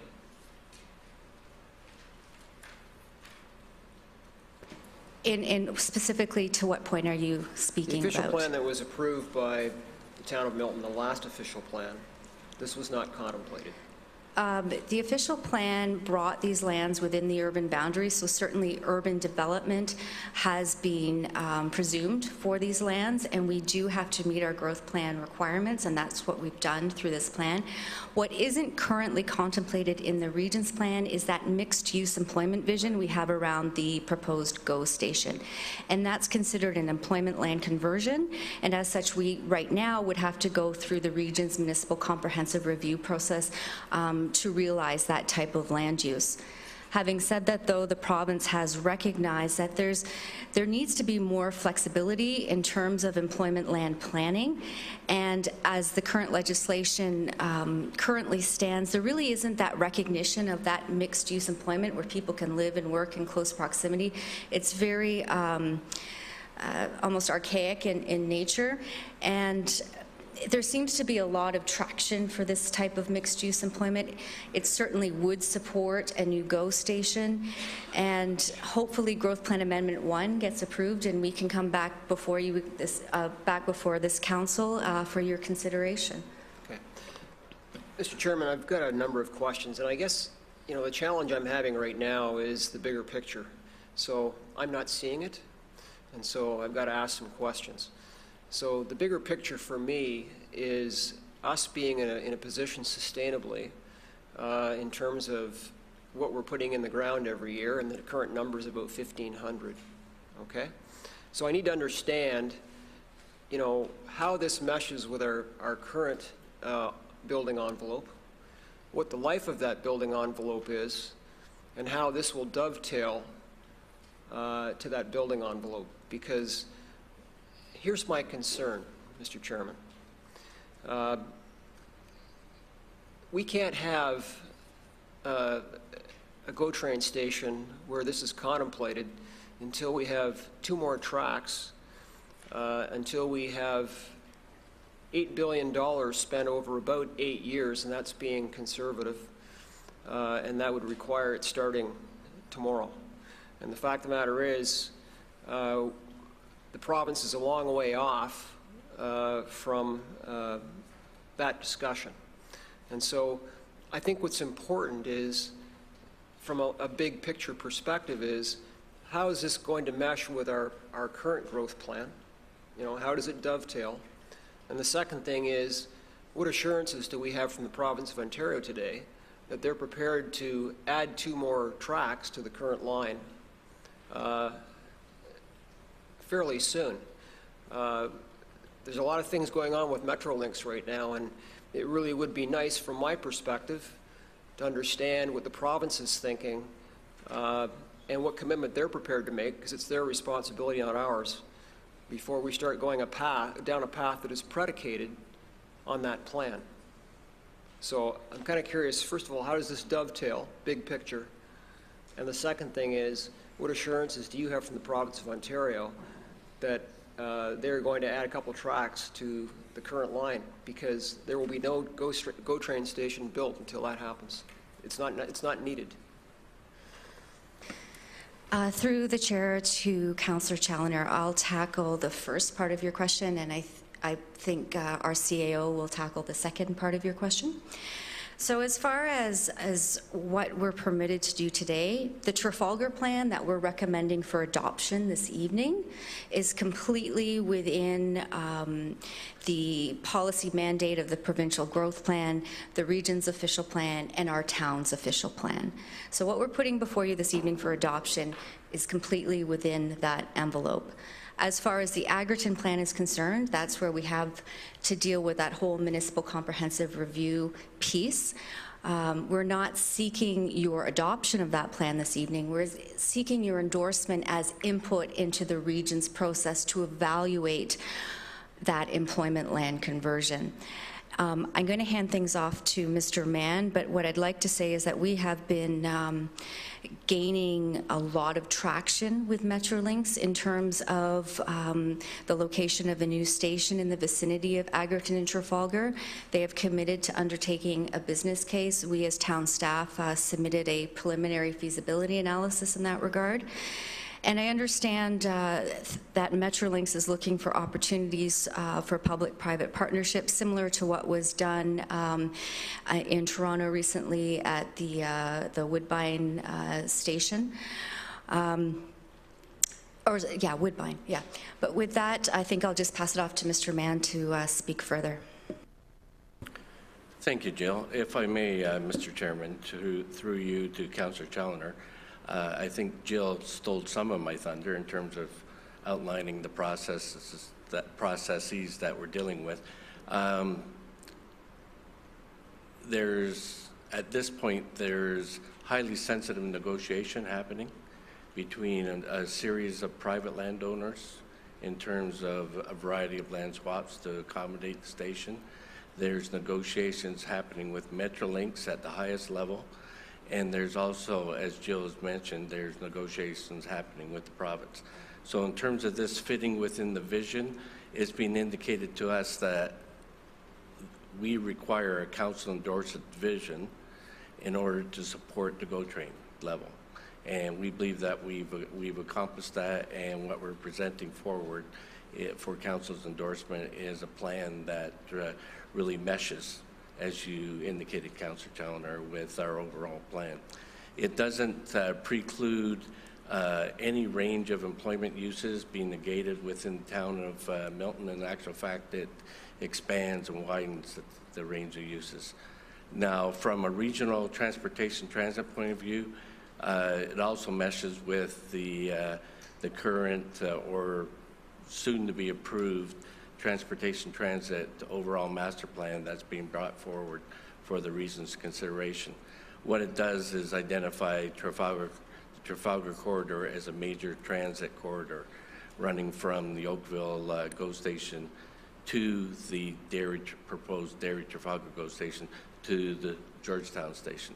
So there's a lot of merit in what's being proposed here. It's a positioning in terms of where we're heading. I can tell you that there's possibly going to be announcements in relation to all the GTA transit plans at the provincial level within the next little while, and we're very hopeful that Milton, the Dairy Trafalgar station, will be identified as part of that. I appreciate the response. My question to you is, in your mind, what are we approving this evening? In my mind, you're approving two things. You're approving, one, the secondary plan for Trafalgar Corridor, which meets all of the requirements, is included within the sustainable Halton lands. So in actual fact, it conforms currently to not only Milton's Town official plan, but the regional Halton official plan. Secondly, you're approving just the concept for us to move forward on the Egerton plan, and obviously it's a chicken and egg situation that it will be very contingent on our further negotiations with Metrolinx in terms of state. There is a backup plan. We can fall back on the employment designations that are identified currently within the plan, but we believe there's a tremendous opportunity in terms of promoting the mixed-use, high-density alternative that's now on the table. Yeah, and Mr. Chairman, through you to the CAO, I don't have a problem with trying to move the land use from one component to another component. I get that, but I go back to the fundamentals. So what is our plan B? And the reason why I asked the question is that, again, and I give Jill credit for attempting to answer the question, but the fact of the matter is that if this isn't managed properly, we could find ourselves in a situation where we have nothing to build on, potentially. At the heart of the discussion around that the Metrolinx discussion and the GO train is a discussion with two of Canada's major railways, because at the end of the day, it's their property. And if those things aren't settled, nothing happens. And at this point, they're not on side. Their freight requirements are increasing, and quite frankly, there are probably days they'd love to push the GO train off the tracks. They need it. So unless there's additional track built, it's just not going to happen. And this is not conjecture; it's a fact. And so that's my first issue. Okay, I still need to understand what our plan B is if this doesn't go forward. And the reason I ask that question is there still an opportunity for us to, while we're working on that to the east, is there an opportunity to work to the south? Because my other concern is that we have a group of developers to the south who have not realized the full financial benefit of that pipeline. And when we originally got into discussions with them, we assured them that they would realize a full financial benefit from that. And so are we looking at that as a plan B in the event that there are issues on the east side of the community? Through you, Mr. Chairman, let me try to deal with the first issue first. We have had recent discussions with CP. The alternative that's being described to us is not a twinning of the tracks. It's creating track laybys, which would actually facilitate all-day two-way service. You're right, in dealing with the railways, it's very interesting in terms of the hierarchy they have within their corporation, but I can tell you that we've been dealing with the highest level at the real estate arm and both the operational arm. And so they see a series of benefits in some of the alternatives that are being proposed. Not the less being the increased valuation of their property, over 200 acres along the tracks. With respect to the second issue, I believe that you're talking about an alternative of the Britannia West landowners. Yeah. As Mr. Cripps and Ms. Koopmans have indicated when this plan first came forward, the phasing of the plan is obviously dictated by the regional infrastructure, not only roads, but servicing in place. As you say, there's not a big pipe yet available to the Britannia West landowners, but it will be coming shortly. We are working with the region, trying to, through their allocation program, trying to make available allocation to all of these areas. It would be an easier life around the table for all of staff if we didn't have to work towards such a limited allocation program, but we do. So it was, very simply, it was based on the recommendation of, or the request of the region that we move forward with the Trafalgar Corridor first. But as Ms. Koopmans, I think, will point out, last council meeting, we identified that we are moving forward with finishing the environmental background for the Britannia West plan. So in terms of timing, they're not that far off behind the Trafalgar Corridor in terms of bringing those lands on. Mr. Chairman, through you, I guess 2 more questions and I'll leave it. So have you contemplated at this point supporting that development operationally, given its distance from the core of the community? Or is it too early for that? I see Barb putting up her finger there. I'll let her talk a little. She's the Commissioner of Planning and Development, not myself. Through you, Mr. Chairman, through the development of this secondary plan, we have looked very carefully at how development can be sequenced and growth managed effectively, so that we are looking at delivering complete communities. We have implemented phasing policies through this plan, as well as staging policies to ensure that orderly progression of development and the delivery of community services, community uses, and infrastructure concurrent with the development of the area. In addition, just with your previous question, I just wanted to point out as well that part of the staff recommendation in recommending that we proceed with the Trafalgar and Egerton secondary plans is in deference to Council's desire to balance employment and residential growth. We have had considerable residential growth.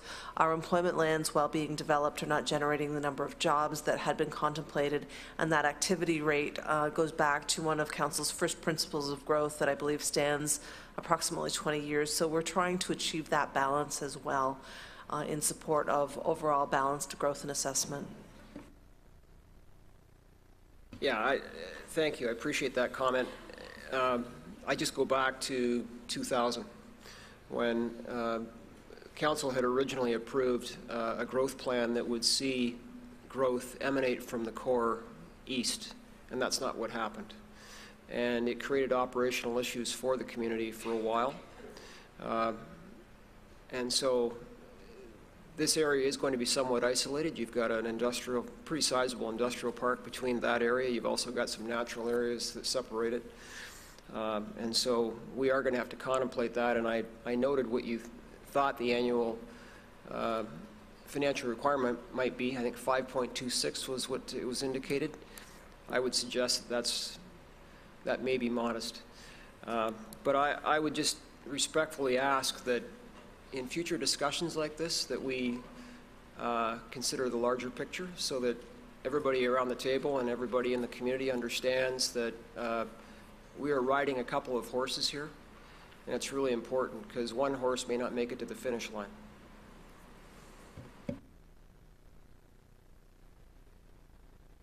Thank you, Councillor Chalner. Councillor Tesser-Driskin, then Councillor Best. Thank you, Mr. Chairman. I do echo some of Councillor Challoner's hesitance, and in fact, I believe at the February 11th meeting, I asked what happens if the GO station does not end up materializing, and the response was something to the effect of, if you build it, they will come. And I fully appreciate that there comes times where you have to make a leap of faith in that respect, and Mr. Mann took the words right out of my mouth when he said it's a chicken and an egg type of scenario. And I also mentioned the geographic isolation of the development. I believe it was tabled that potentially Louis Saint Laurent could be extended across the natural heritage system to connect the communities. I might be recalling that improperly. So I agree, there's some questions, but at the same time, I think it's important to think about moving forward with a little bit of faith.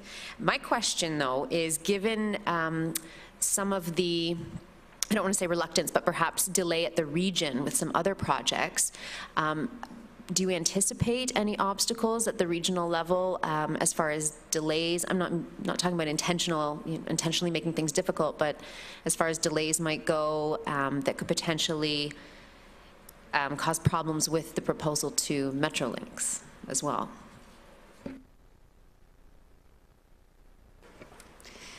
Through the chair to the councillor, we have been in close discussions with the region from day one with regard to our vision, and we fully understood that that vision required an employment land conversion, and our mechanism to have that evaluated is through the region's municipal comprehensive review process that is currently underway. We have made numerous submissions to the region with supporting documentation as far as why it makes sense for these lands to be converted. It does, however, have to plug into their process. That process can take a while. I don't know what the end result of that process will be, but it's my professional opinion that we have a solid ground to justify an employment land conversion there, mainly because we're contemplating the creation of more jobs than would otherwise be seen there through your traditional warehousing and logistic type uses. The region's official plan itself locates a major transit station in the Agriton secondary plan. So that's really important. It's consistent with their plan, and what we're saying to the region is, okay, you've noted a major transit station here, but warehousing and logistics around it isn't going to support it. So we would like you to consider this employment land conversion, and they have been open to that consideration. And as I mentioned before, the whole growth plan amendment 1, that is looking at having more flexibility in terms of employment and recognizing the importance of those mixed uses. If that amendment goes through, we don't need to go through the region's municipal comprehensive review process, and we'll come back before this council relatively quickly to seek your adoption of that plan. Okay, thank you for your answer. Further comments, Commissioner Cripps? Thank you, Mr. Chairman. I'm not sure if I missed the meaning of your question, but I thought that you were referring to the provision of regional servicing to service this area, whether it would be available in time. And to that end, the servicing that's going up for the Georgetown area, when you look at the region's capital plan for sewage pumping stations in this area, all those pieces of infrastructure are coming on stream or will be online in and around when we would need them for these lands to move forward. So the only area where we might see some concern is if we needed, the widening of Dairy Road or something like that. The timing of that really has not been fixed, but those other municipal services, I would say they're all in line with what we're projecting. We're done there. And finally, Councillor Best. Yes, thank you, Mr. Chairman, and thanks, staff, for the presentation. One question, as Mr. Cripps just mentioned about the work with Halton Hills. Was there any work being done in the planning department regarding Halton Hills plans for their future? Because I know they're discussing future allocations and future development of Steeles Avenue corridor. Through the chair to the councillor, the town of Halton Hills has been circulated on our intentions here. I think the main points of discussion in relation to this plan have related to the connectivity of Trafalgar and how the Trafalgar Road will connect Halton Hills to Milton to Oakville. Discussions weren't had about Steeles Avenue per se, but Halton Hills is very much aware of what we're proposing in this area. Thank you. I'll have some comments later. Further comments from CEO? Just further to that, Mr. Chairman, through you to Councillor Best. Councillor Best, you should know that the issue of allocation is dealt with at the CAO steering group level. So Jill may not be fully aware of those discussions that are taking place. In actual fact, the mayor and I have attended on 2 separate occasions gatherings where the issue of allocation was dealt with or was discussed on a political level as well as a physical planning level. Thank you very much for that. Any further questions of Ms. Hogan? Seeing none, thank you very much. I have a motion, lengthy.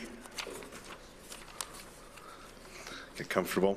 Moved by Councillor Tessler-Dixon and seconded by Councillor Ali. Be it resolved that the official plan amendment 54 Trafalgar Secondary Plan dated March 2019 be approved, be adopted by Council and submitted to Halton Region for approval, and that Council receive for information in support of the official plan amendment 54 the following draft background studies. A, policy directives report dated January 2019, prepared by Malone Gibbons Parsons Limited.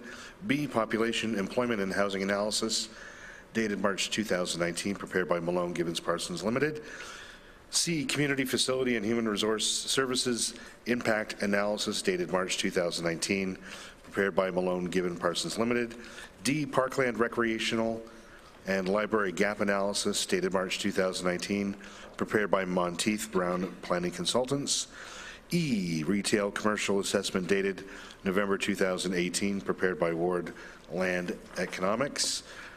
F, office market analysis dated December 2018, prepared by Cushman Wakefield. G, cultural heritage assessment dated 2017, April 2017, prepared by Archie Works Incorporated. H, the transportation master plan dated March 2019, prepared by WSP. Real estate market analysis dated September 2018, prepared by N. Barry Lyons Consultants Limited. Agricultural impact assessment dated September 2018 by Ag Plan Limited. Archaeological assessment dated March 2017, prepared by Archie Works Incorporated. Subwatershed study dated February 2019, prepared by Wood Group PLC.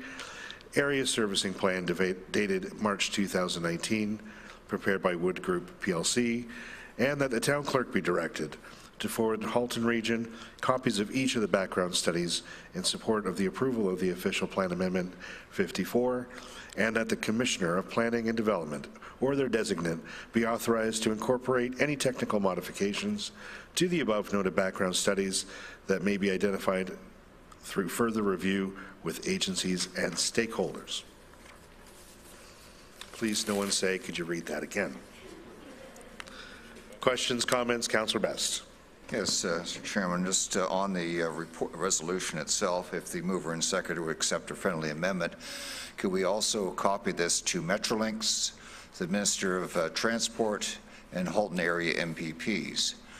The reason for this, as Councillor Challoner quite adequately pointed out, is without a GO station, this is going nowhere. And if we can dovetail this information in, because sometimes, as we've seen before in Queen's Park, a lot of decisions are made in silos. If they don't know about this, they won't decide in favor of it. And just one quick note, I just noticed, and Mayor can correct me if I'm wrong, we're talking 32,000 people now. When the Milton GO station opened in 1981, the town population was 28,000 people. So you've got justification right there. And especially with what I'm seeing coming up from Oakville and South Halton Hills, in the next official plan that we're dealing with in the next 2 years, we'll be looking at, from 2031 to 2041, possibly another 220,000 people in or near this location. So I want to try and get all the players at the table, because if they don't know about it, they might just say, oh, we don't need a station, because I believe Metrolinx has like 51 stations being proposed over the next 20 years, and we're not even on the list. So I want to make sure we are on that list. Completely agree. Clerk, you got the additions for that? Oh, that's okay with our mover and seconder.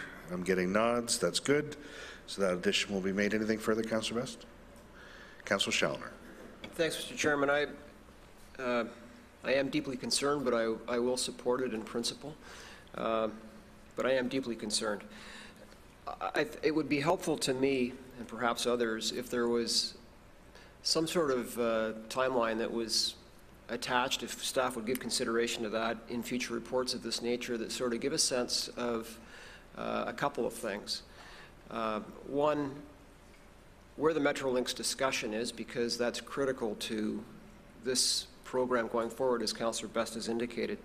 It's also important for us to understand where this is relative to other large development plans that we are contemplating, but other large development plans that are currently underway within the existing envelope. Because at the end of the day, it is really important fiscally that we understand where we are and that we are in a sustainable place with respect to this growth. And you know, I understand the frustration that the CAO has and the frustration that planning staff has about the other levels of government. I get it. But I don't think it's unhelpful to you know, apprise council of what they know at a given point in time and acknowledge that it's going to change. I think we all acknowledge that.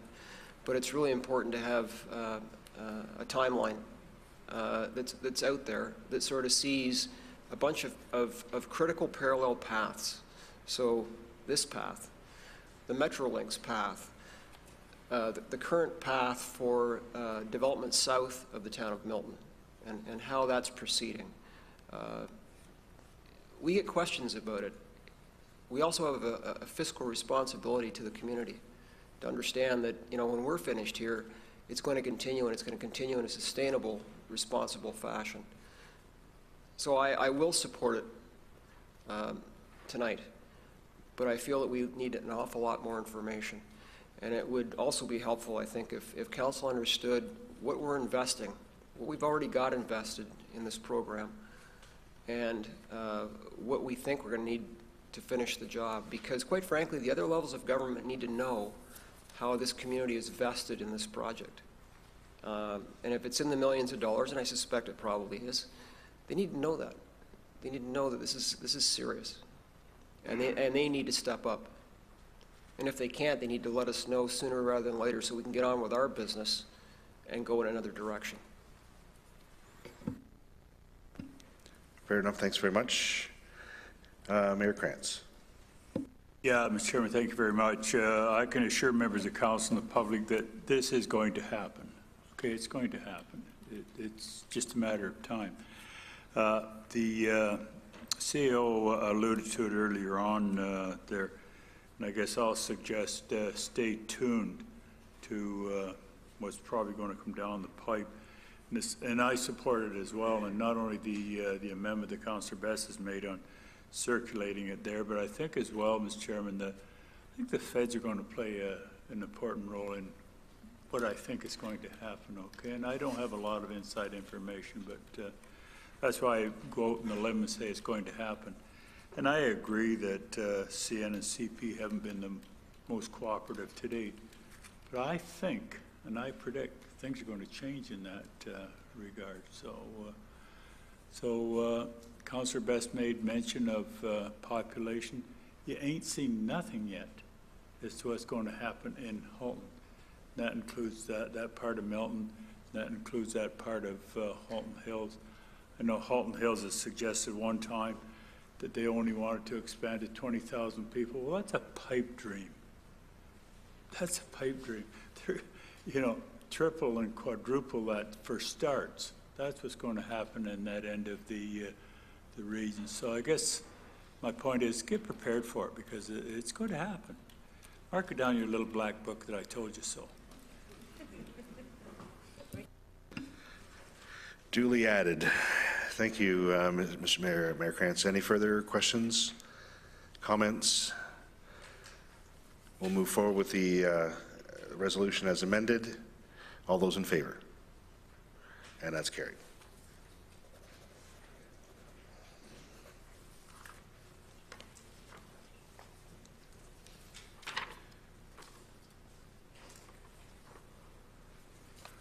We have a motion from, what number is this? PD 17-19, moved by Councillor Tesser Dirksen, seconded by Councillor Ali, that be it resolved that the preliminary preferred land use concept and secondary plan framework dated March 2019, contained within attachment 1 to PD 1719 be endorsed in principle, and that the Egerton Secondary Plan Preliminary Preferred Land Use Concept and Secondary Plan Framework be forwarded to the Region of Halton as input into the Regional Municipal Comprehensive Review to support the removal of the employment land overlay and to apply a policy framework to allow a fully integrated, transit-supportive, mixed-use, complete employment community, and that the lands owned by Canadian Pacific Railway currently outside the urban boundary be considered for inclusion in the Egerton Secondary Plan through the Regional's Municipal Comprehensive Review and Official Plan Review, and that staff be directed to bring forward the Egerton Secondary Plan to Council for consideration upon the provincial approval of Amendment 1 to the 2017 Growth Plan. And that's it for this one here. Any questions, comments, concerns? All those in favor? And that's carried.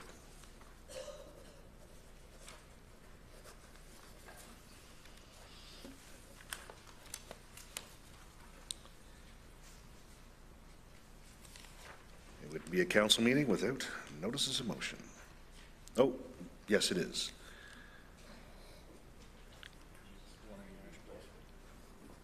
All right. Moved by Councillor Challenor and seconded by Councillor Ali.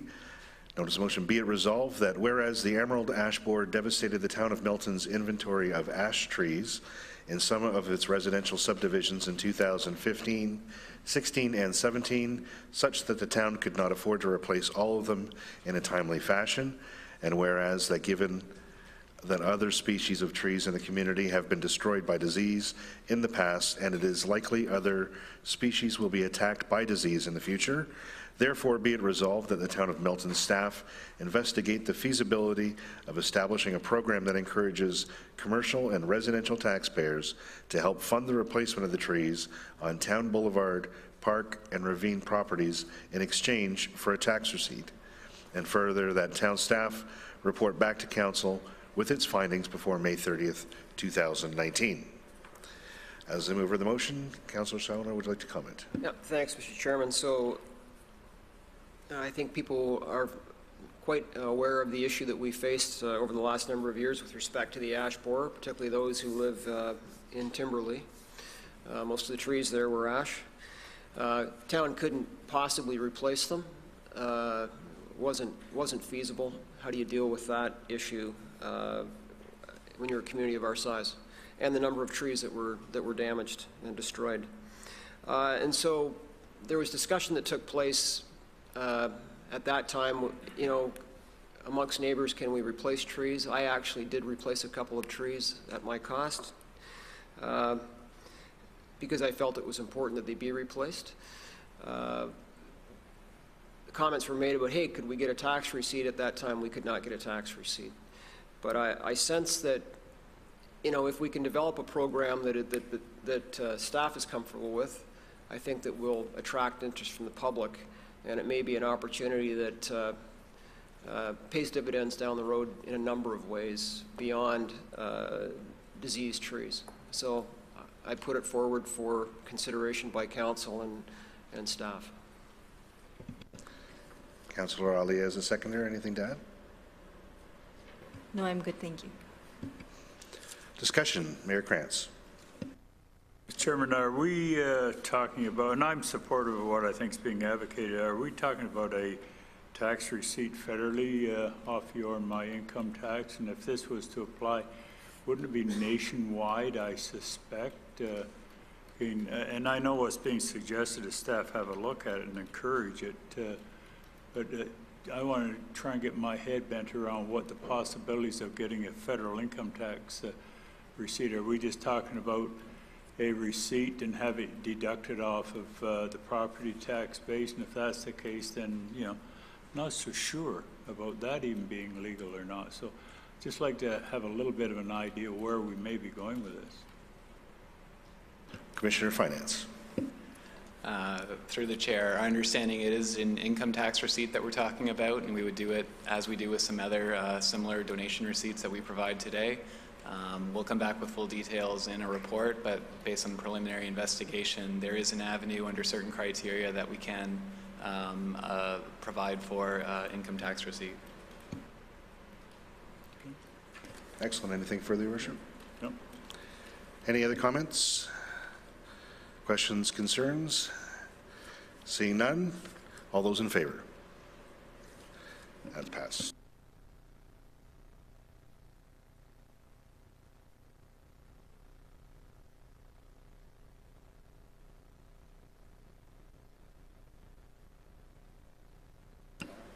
All right.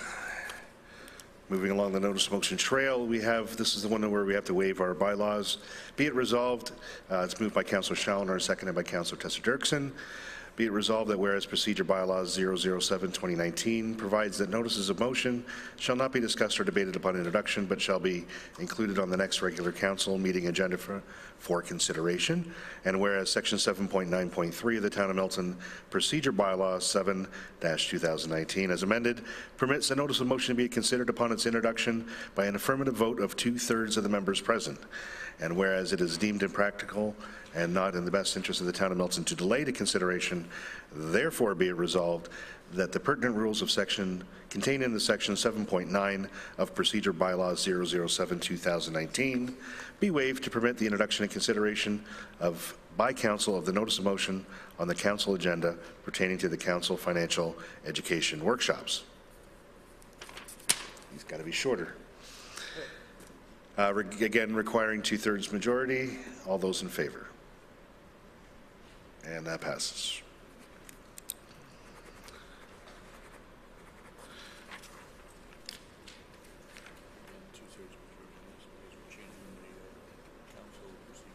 All right. Buckle up.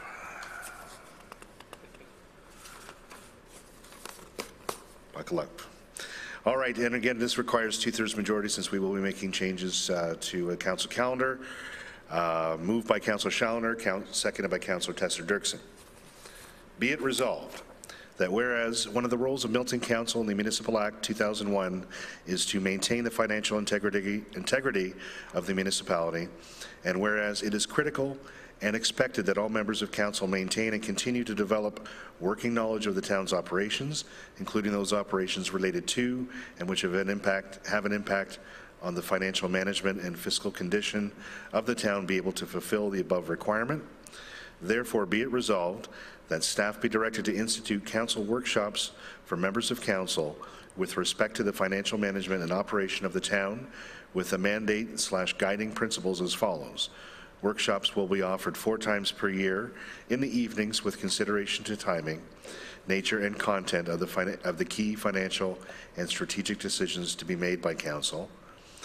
While ensuring adherence to open meeting rules, these workshops will have an informal structure and be held in the Milton Room, in Town Hall or Hugh Foster Hall.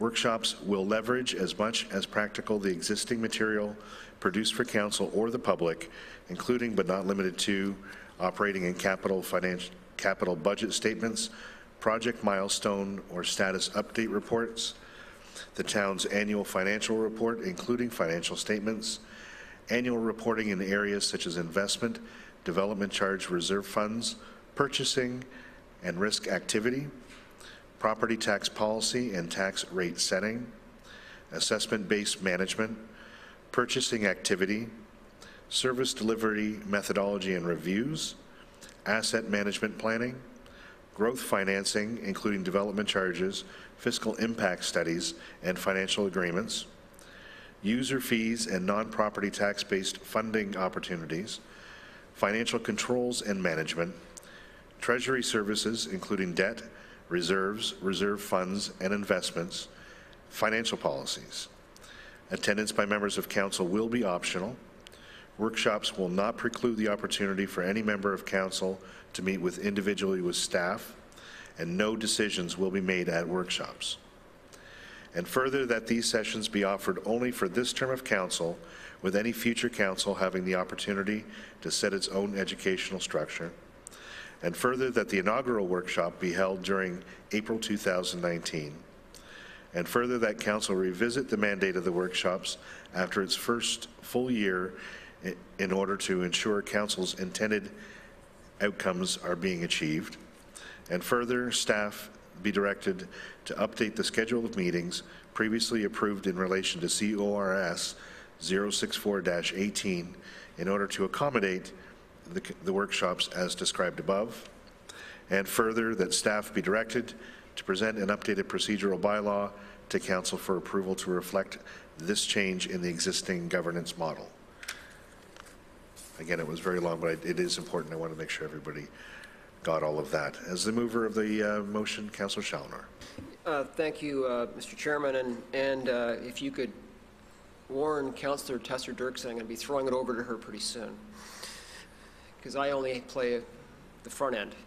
So I think as well documented, I had some concerns and misgivings about the 2019 operating budget process.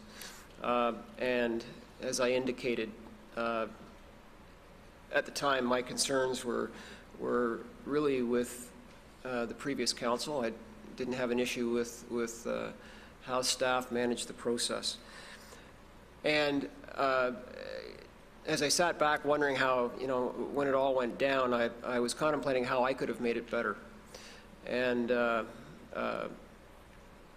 was just, ruminating, really didn't come to any kind of conclusion. And then I got a tap on the shoulder from Councillor Tesser-Dirksen, who's going to take it over from here. Thank you, Councillor Challoner. This is like tag team wrestling here. This is good. Yeah, and I'm coming to this process, as is Councillor Ali, as a new councillor and not quite knowing what to expect as far as the budget process went. But I found it a little, I don't know, a little odd. And just because I felt, and we came in late in the game, fair enough, and I understand from speaking with staff that it'll be easier this year because we'll be involved in the process much earlier on. But that being said, I had heard there had been a budget committee in the past, for example, and I thought, why weren't we as councillors kind of partaking in this process in a more formal structure earlier on in the game? So that's where this idea kind of came from. I want to stress that I'm not interested in micromanaging anyone's financial statements in their departments, and I'm not interested in creating more work. I recognize this would be additional 4 times a year, optionally, if people wanted to meet. For me, I think it would be beneficial to have that more formal structure, and staff have been great when we do have individual questions to go to them with. I kind of sense this might be actually a better use of time, to be honest, because 4 times a year, scheduled, topics will be addressed, staff will be there, hopefully precluding individual contact, but not prohibiting it. So that's kind of the approach that sparked the motion. Thank you. Did you have anything further?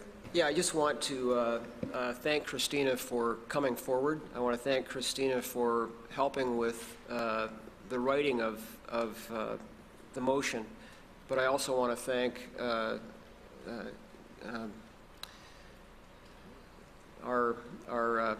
was going to call him the town clerk. He's not the town clerk anymore. I'll just say I want to thank Glenn and Troy for also coming forward and helping Christina and I with the writing of the motion to ensure that it met all the legal requirements and the operational requirements of the organization. Thank you very much. And speakers list begins with Councillor Best.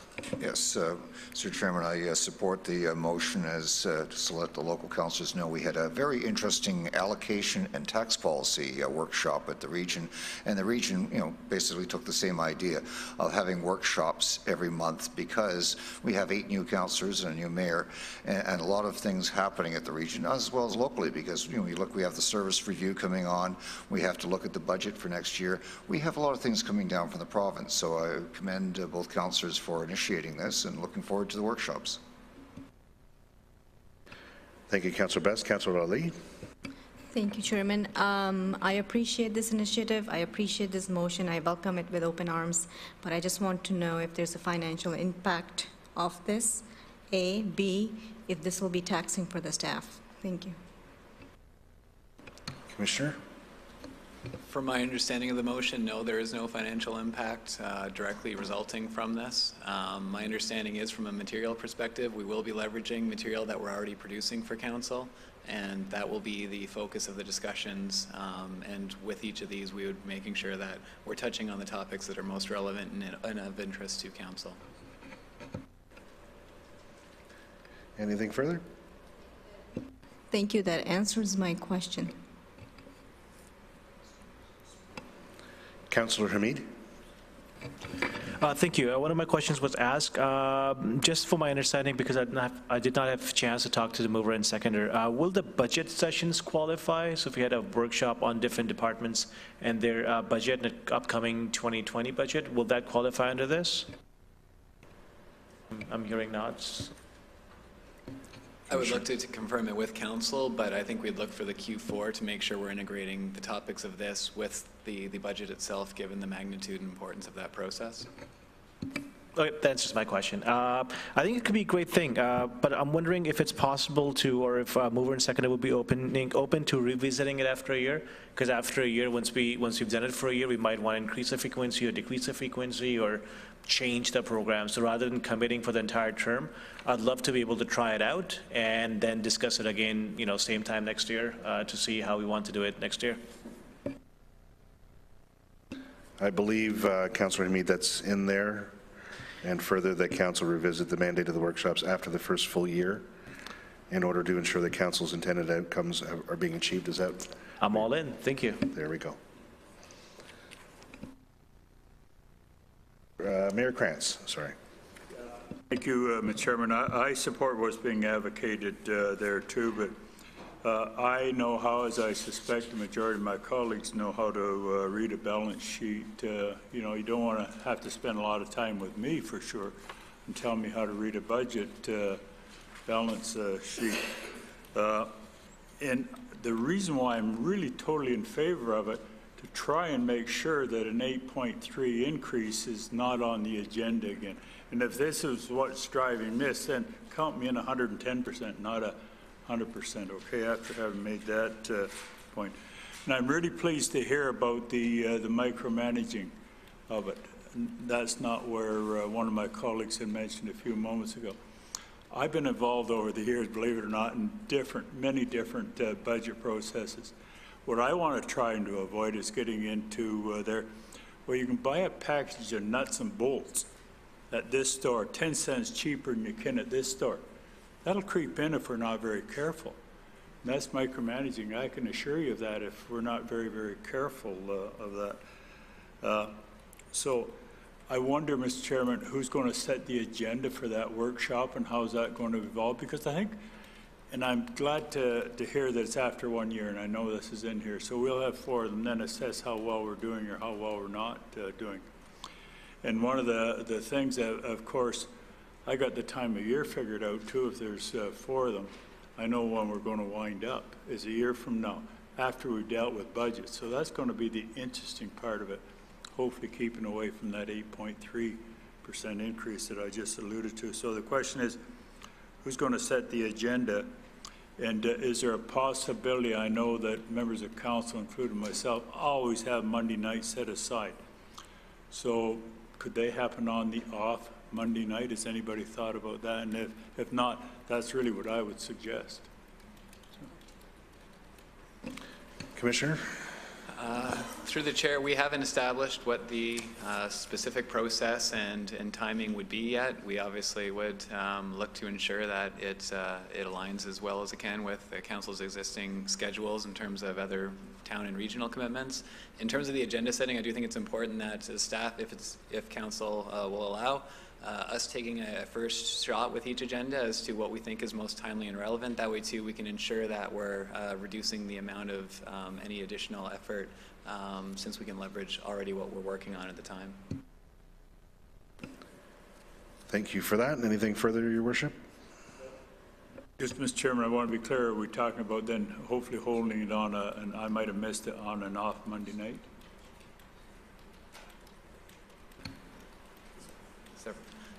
Through the chair, it's something we will take back and confirm. It will be a separate night from the existing council nights.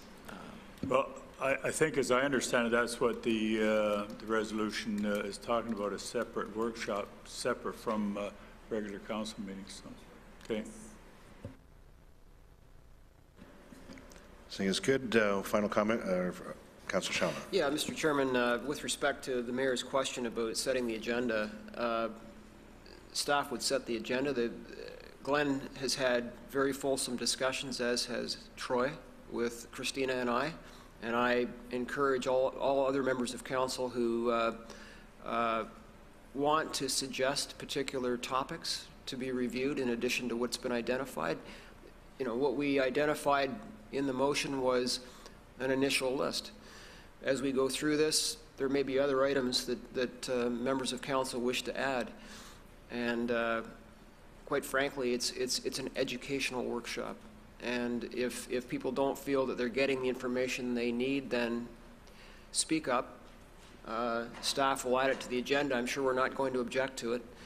And it will benefit everybody. But I think that staff, particularly Glenn, have to take the lead on this.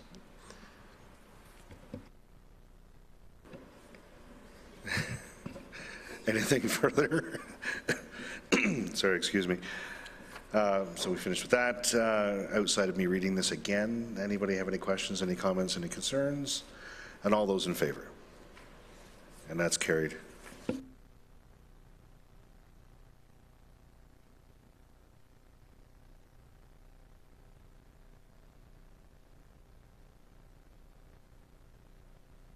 See you again next month in our notices of motion. Regional Council update. Would anybody like to start? Councillor Best? Yes, as I mentioned, we had a very interesting workshop last Wednesday. This Wednesday, we have a full regional council, including 2 items regarding the status of the quarry reports for the Hidden Quarry and the Reed Side Road, which we'll be hearing more about. Also, we have a motion regarding the regional review, which is going to be at least a 2-hour debate, so I'm looking forward to that. So, Mr. Chairman, also regarding the AMO, we're having our next board meeting on the 4th and 5th. We have now reinstalled our people that unfortunately didn't get elected in November, and we're looking at having some responses to the provincial budget April 11th. As always, lots on the go, and I agree with the conjecture of the regional review. It's a similar motion that was passed by all 4 municipalities, but now you have all 4 municipalities going to be providing input into that as well. Councillor Best mentioned the allocation program workshop that we did attend. To give you an idea, it was about 2.5 hours, 43 slide decks, and a lunch that went through there. So it was informative. As someone who's recently been in, even though many of us have been around the table for a while, it was informative. I urge you to tune into, if you go to the halton.ca website, there is a video of it. There were a lot of items that were brought forward by our regional staff regarding some of where our delays are being in our development. They've identified, I guess, where the clogs are happening, in their opinion. And I know that there's a report coming back from regional staff to regional council as to the courses of action. And I know I brought this up with our CAO, and I know he wants to, he's also sent in an email to many of us, but I would like to have him provide some comments onto the comments from regional staff. Thank you, Mr. Chairman. Just to confirm that I did send around the 2 handouts, one with respect to growth management and the other respect to the tax policy. It was an all-day presentation, but I think a lot of people left prior to the tax policy presentation. But it should be noted that, and I think this is what you're asking for, is that there's certain qualifiers within the growth management area that have to be met, specifically as they apply to Milton and the allocation program, the anticipated allocation program. The first is, and we've seen it tonight, the approval of the secondary plan. Now that secondary plan has to go down to the region for approval. And secondly, and just as importantly, we have to break the logjam on the SIS approvals. And in fact, we're having a team, a staff team meeting tomorrow to try to resolve and try to identify a course of actions to move those programs ahead. Thank you, Mr. CEO. That's, like I said, it's important. It's great that we can get all this information. We can identify where the problems are, but if we don't move forward with an action plan of going forward to the future to get things done, then it's just a wasted, I think, attempt. But I'm glad to see that our staff is doing with it, regional staff is dealing with it, and we'll be able to update the people of the Halton region and town of Milton as well. So anything further on the regional front? I know we are going back into confidential session. So we have a motion here moved by Councillor Tessa-Dirksen, seconded by Councillor Ali. Be it resolved that Council convene into confidential session to discuss a proposed or pending acquisition or disposition of land by the municipality or a local board with respect to Bronte Street. Questions? All those in favor? And that's carried. We'll see you in a moment in closed session.